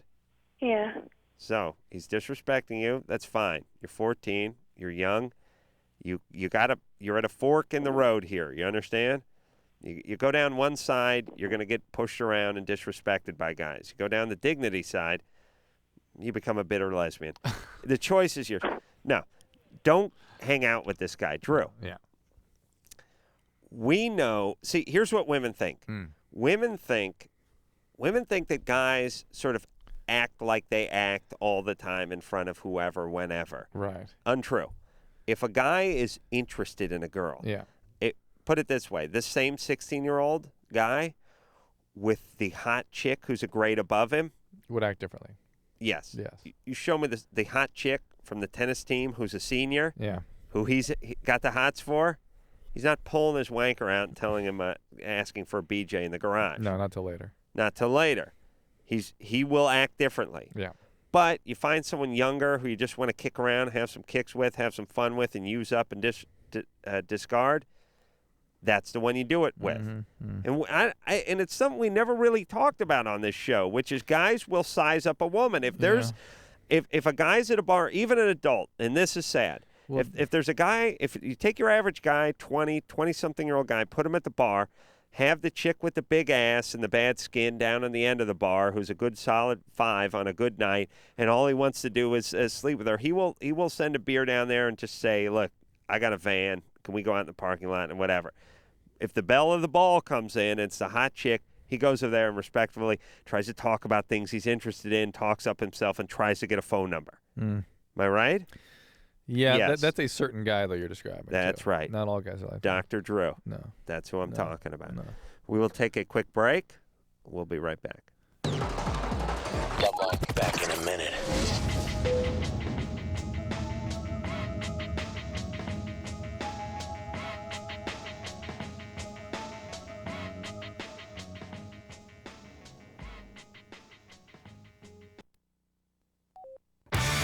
Hey, this is Dan from Tonic for RAD, Recording Artists Against Drunk Driving, reminding you that drunk drivers are still the #1 killer of young adults in this country. Please use your head and save your life and those on the road. Always choose a designated driver. Remember, music lives. You should too.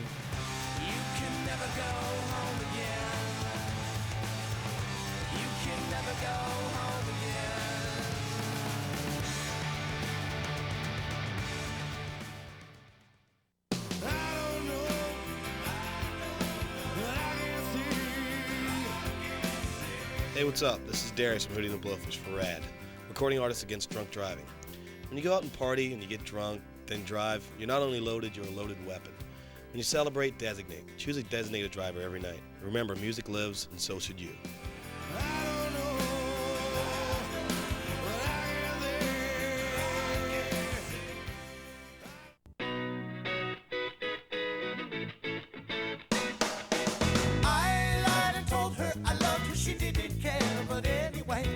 Hi, this is Bob Sheehan from Blues Traveler for RAD, Recording Artists Against Drunk Driving. I like to party just as much as the next guy, maybe even more. But the one thing I won't do after I've had a few is get in the car and drive. Don't blow it.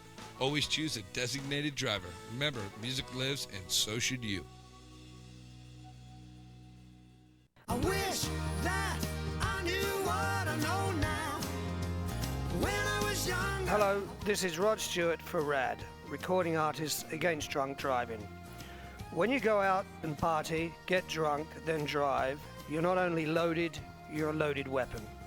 When you celebrate, designate. Choose a designated driver. Remember, music lives, and so should you. I wish that I knew what I know now. Hi, I'm Serenity, and these are my friends, Missy and Stephanie. You know, a lot of things happen to us every day that we have no control over. But HIV and other sexually transmitted diseases aren't things that just happen to you. You do have a choice. You can choose to use a condom, have safe sex, and take control of your life. Asking for a condom isn't stupid. It's smart. It shows that you care about yourself and your partner. You can do something about sexually transmitted diseases. Use a condom. Every partner. Every time. We do. A message brought to you by Wicked Pictures and AIDS Project Los Angeles.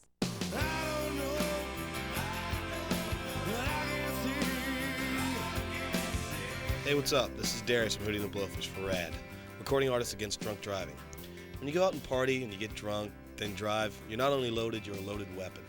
When you celebrate, designate. Choose a designated driver every night. Remember, music lives, and so should you.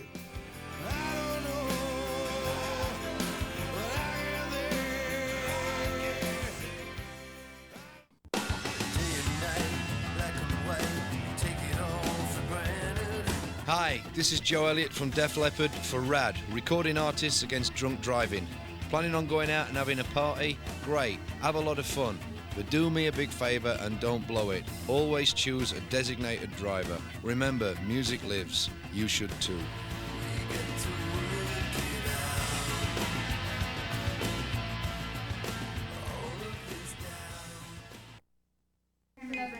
Do you know whether it's a girl or a boy? You're pregnant and you're looking forward to that baby.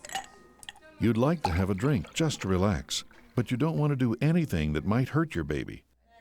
Any other time, it would be just an innocent drink. But while you're pregnant, the best choice for you and your baby is to stop drinking and call your doctor for advice. While you're pregnant, don't drink. Don't risk your baby's future. A public service message from the National Association of Broadcasters and this station.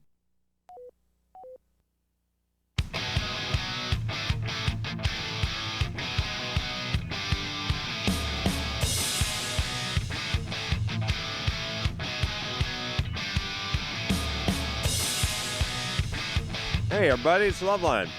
I'm Adam, and it's Drew. Yeah. Woo! Good times. Oh, No. Driving try. I'll do the the morning radio DJ version of My Neighbor's Dog Moon Attacked Me. I was doing about 18 seconds here, right? All right. Blah blah blah blah blah blah blah blah dingo blah blah blah blah dropping trout blah blah blah moon blah blah blah blah attacking blah blah blah tears in the eyes blah blah blah blah blah blah sprinkler key blah blah blah blah blah ineffective blah blah impotent dad blah blah blah blah. Yeah. Now, Drew, you would have to laugh once in a while if we were really doing some morning radio. You're know? right. I'd ring a bell. Just laugh. All right. Just once. Right. Let's try it. I'm not doing morning radio though. You listen for my punchline in cadence. You won't actually hear one. All right. You ready? Yeah. Sam, some say, blah, blah, blah, blah, blah, blah. Blah, blah, blah, blah, blah. Hey, Drew. Blah, blah, blah, blah, blah, blah. Don't, man, don't. Blah, blah, blah, blah, blah, blah, blah, blah, blah. Hey, blah, blah, blah. No. Blah, blah, blah, blah. I won't. He will. Blah, blah, blah, blah, blah, blah, blah. Yeah, those good times. 7:58. Hey, well then, Drew. So cool. What? Why is it Bob's in a blah?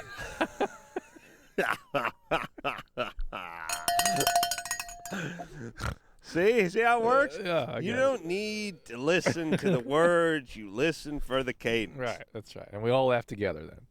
That's right. right. That's how it works, right? I crack myself up. You understand? And you feel when a joke is coming, and you laugh. That's good radio. Yusuf. Hello. You're 25? Yes, I'm 25. I have a question for Dr. Drew, actually. Yeah. Okay. Last year, my two sons were by my aunt's house, and my cousin was watching them. They're both 19 twins, and one cousin was going out. Well, the cousins are both 19? Yeah, they're twins, 19. And how old are your kids? 2 and a year at the time. All right. Now my oldest is 3, and May come in, the other one will be 2. All right. And one of the cousins were going out, and told the other cousin to watch the boys while he went out. And apparently she didn't hear him say that. So hold on. The cousins are both females. No, male and female. Fraternal twins. Oh, okay. All right. Okay, so he told her that he's gone off for a second and watch the kids. Apparently she didn't hear, so he left. And I get a call that I got to come over there quick because the youngest one fell in the pool. Anyway, make a long story short, I've lost my sound. Oh, okay, I can hear. Yeah. There we go. Okay. The oldest one apparently went in the back, opened the sliding glass door. Yeah. The youngest one always followed the oldest one naturally, and the youngest one fell in the pool. And the only reason someone found the boy in the pool because the oldest one ran out in the street and a neighbor saw him crying. Oh my God! So he basically witnessed the whole thing. Oh. And cops came, everything, and we over there, and they really don't know how long he was in the pool for. The youngest one. Yeah. Okay. He's now, I guess you could say, brain dead. The part that's his personality is no longer there. I haven't drunk. Just his the one that controls his lungs, breathing, whatever. All right, okay, got it. Is he in the hospital? Yeah. He is. And this was a year ago. Yeah, this is in August, almost a year ago. All right. So my question was, the youngest one, he's been like asking for his brother. Oh my God. He's been having dreams about water. You have got to. Don't the people at the hospital offer you a therapist for this child? Well, that's the thing. Wait a minute. I thought there was the youngest one that went in the pool. Yes, it was the youngest one. The oldest one is asking for his brother, and having dreams about water. Yeah, the oldest one. He's been running around the house asking for Javen, asking when Javen's coming home, stuff like that. I was just wondering, how can I give? He's 3 now. He turned 3 in December. Well, obviously, not only has he had to deal with the trauma of having witnessed all this, but his parents, the turmoil you guys went through, and I mean, this child needs help, and I would think the service that your youngest child is being treated under would be able to provide you with something. What is the plan for the youngest child? There's no plan. He's at a place. It's called a subacute care, and basically they said he's going to be like that for the rest of his life. Subacute? It means like a subacute hospital. I'm It's a sorry to nursing say. home that can handle ventilators and respiratory problems. Exactly. basically. So he's on a machine. Yeah. And so let me ask a couple questions. As hard as they may be, just because I'm a layman in this field. If this happened to a person that was 60, they wouldn't keep him for a year, would they? I mean, they would pull the plug. As a matter of fact, when it just happened, like a week after, the doctor was like, he's not going to make it because, they put stuff in the back of his throat, and then if he doesn't gag after like 3 or 4 days. Right, it's no brain. Yeah, so, and they took him off the machine, and he would not go. He just kept on breathing. So kept breathing. For how long? For about 3-4 weeks. 3 or 4 weeks. Yeah. And so then they put him back on the machine? No, we had him home for a while. Actually, it's probably longer. It's about 2 months. You had him home for a couple of months? Yeah, we had him home under a care where the nurse would come out and make sure we're doing everything okay. And he's able to do nothing? Nothing, just breathe on his own at the time. Right, he just stays in his crib kind of thing? I mean, he doesn't turn or anything. Okay. And is there a difference between when he's asleep and when he's awake? When he's asleep, his eyes are closed like he is asleep. But when he's awake, his eyes are open. But other than that, that's it. And so nothing would register if you waved your hand in front of him or something like that. Okay, so now he's back at the hospital. He's back at the hospital. Why? He had pneumonia. Okay. So that's why the doctor put him on a machine actually. And where are you at with all this? I mean, are you realistic about what the prognosis is? I mean, do you think he'll live? Do you think he'll have some recovery? Are you hoping and praying, or? I am. I've talked to a couple of people that this happened to. There was this lady. Her son actually drowned too, just like the same thing. She told her husband, "Hey, the kid's coming out the back," and he didn't hear. Okay, and the kid basically lived to about 15, but as a vegetable. Yeah.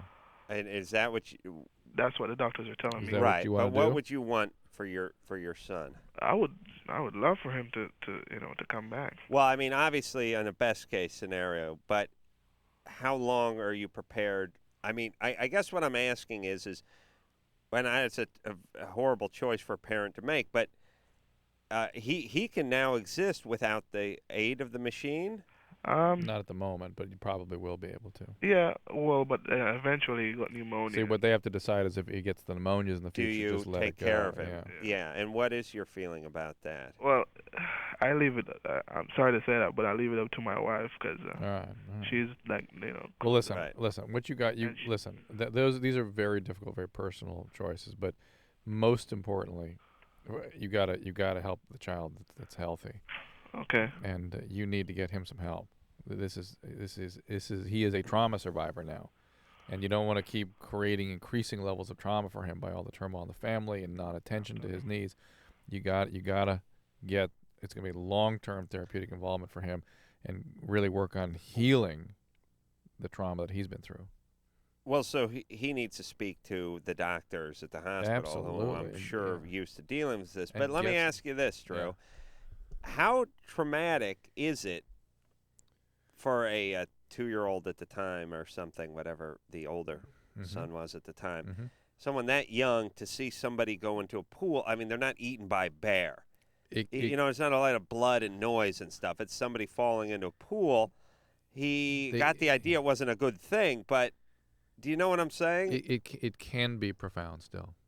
It is. Yeah, it can be. but Doesn't not have to be. not as bad as It's a horrible thing. Yeah, no. being attacked by a bobcat or something. Yeah, but it's still, I think they kind of understand death. They kind of understand something horrible happened, and they watch their parents get traumatized. And yeah, it's bad. All right, but good times. Yeah, why not? All right, we'll be back. LoveLine, back in a minute.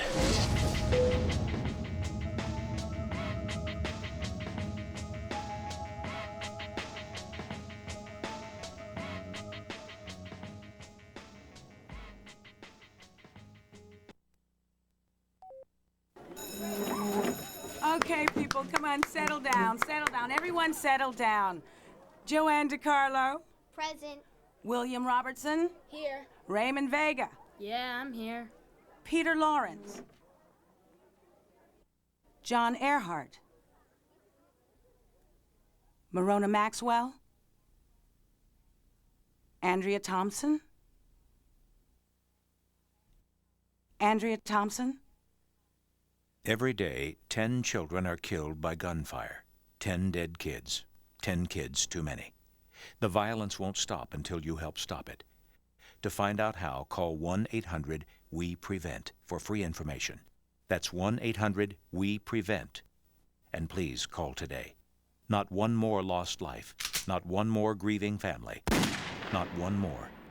A public service message from this station, the U.S. Department of Justice, the Crime Prevention Coalition, and the Ad Council. Hello, my name is Rome, and I'm here for RAD. Music is very important to me, but what's most important is life.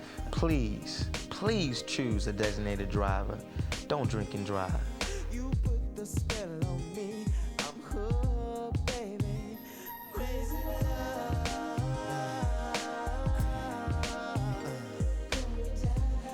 Going down, baby. Crazy love. What'll it be, lady? You think you might be pregnant. You need to see your doctor. You want to tell your family, and you need to stop drinking alcoholic beverages. The best choice for you and your baby is to stop drinking and call your doctor for advice. Congratulations. You were right. You're pregnant. If you have questions about drinking during your pregnancy, ask your doctor. Be good to your baby right from the start. A public service message from the National Association of Broadcasters and this station. Hey, this is Kate Pearson from the B-52s. For RAD, getting drunk is your own business, but when you drive drunk, you make it everybody's business. Don't drink and drive. Be responsible, plan ahead, and choose a designated driver. Remember, music lives, and so should you.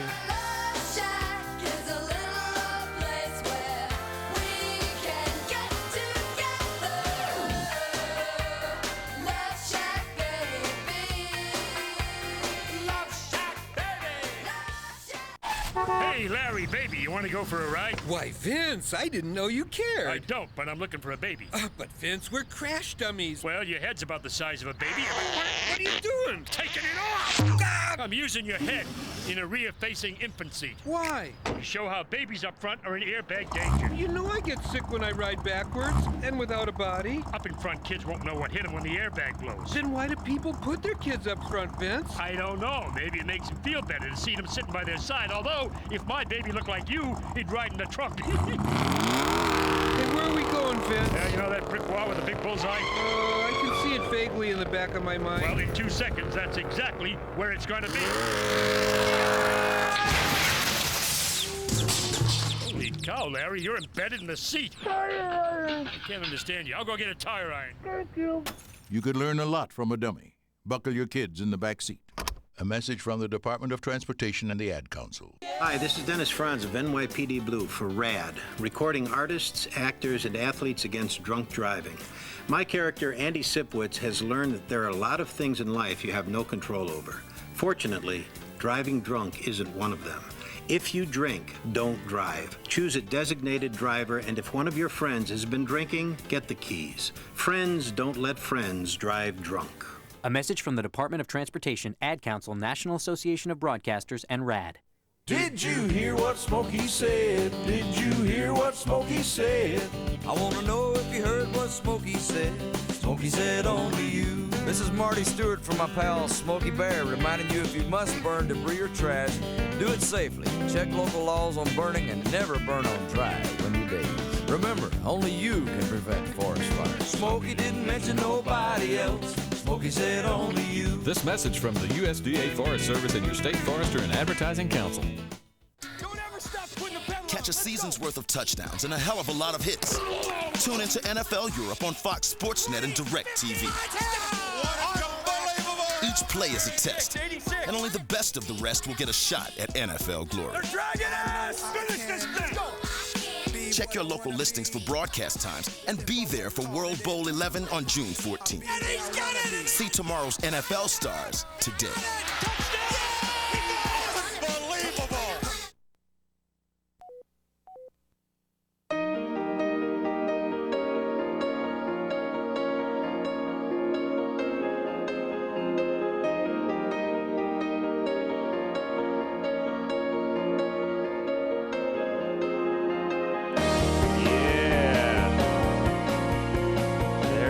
Everybody. That is the show. That's Coldplay. Like those Coldplayers. Manic, name of the movie. I want to thank Joseph Gordon-Levitt for coming in here and just being a mensch, as they say in Hebrew. And that's about it until tomorrow night. So, until next time, this is Adam Carolla for Dr. Drew saying mahalo. Sam, some say, blah, blah, blah, blah, blah. This has been LoveLine. The opinions expressed on this show are not necessarily those of the staff, management, sponsors, or this station. The producer for LoveLine is Ann Wilkins Ingold. LoveLine is a presentation of Westwood One Entertainment.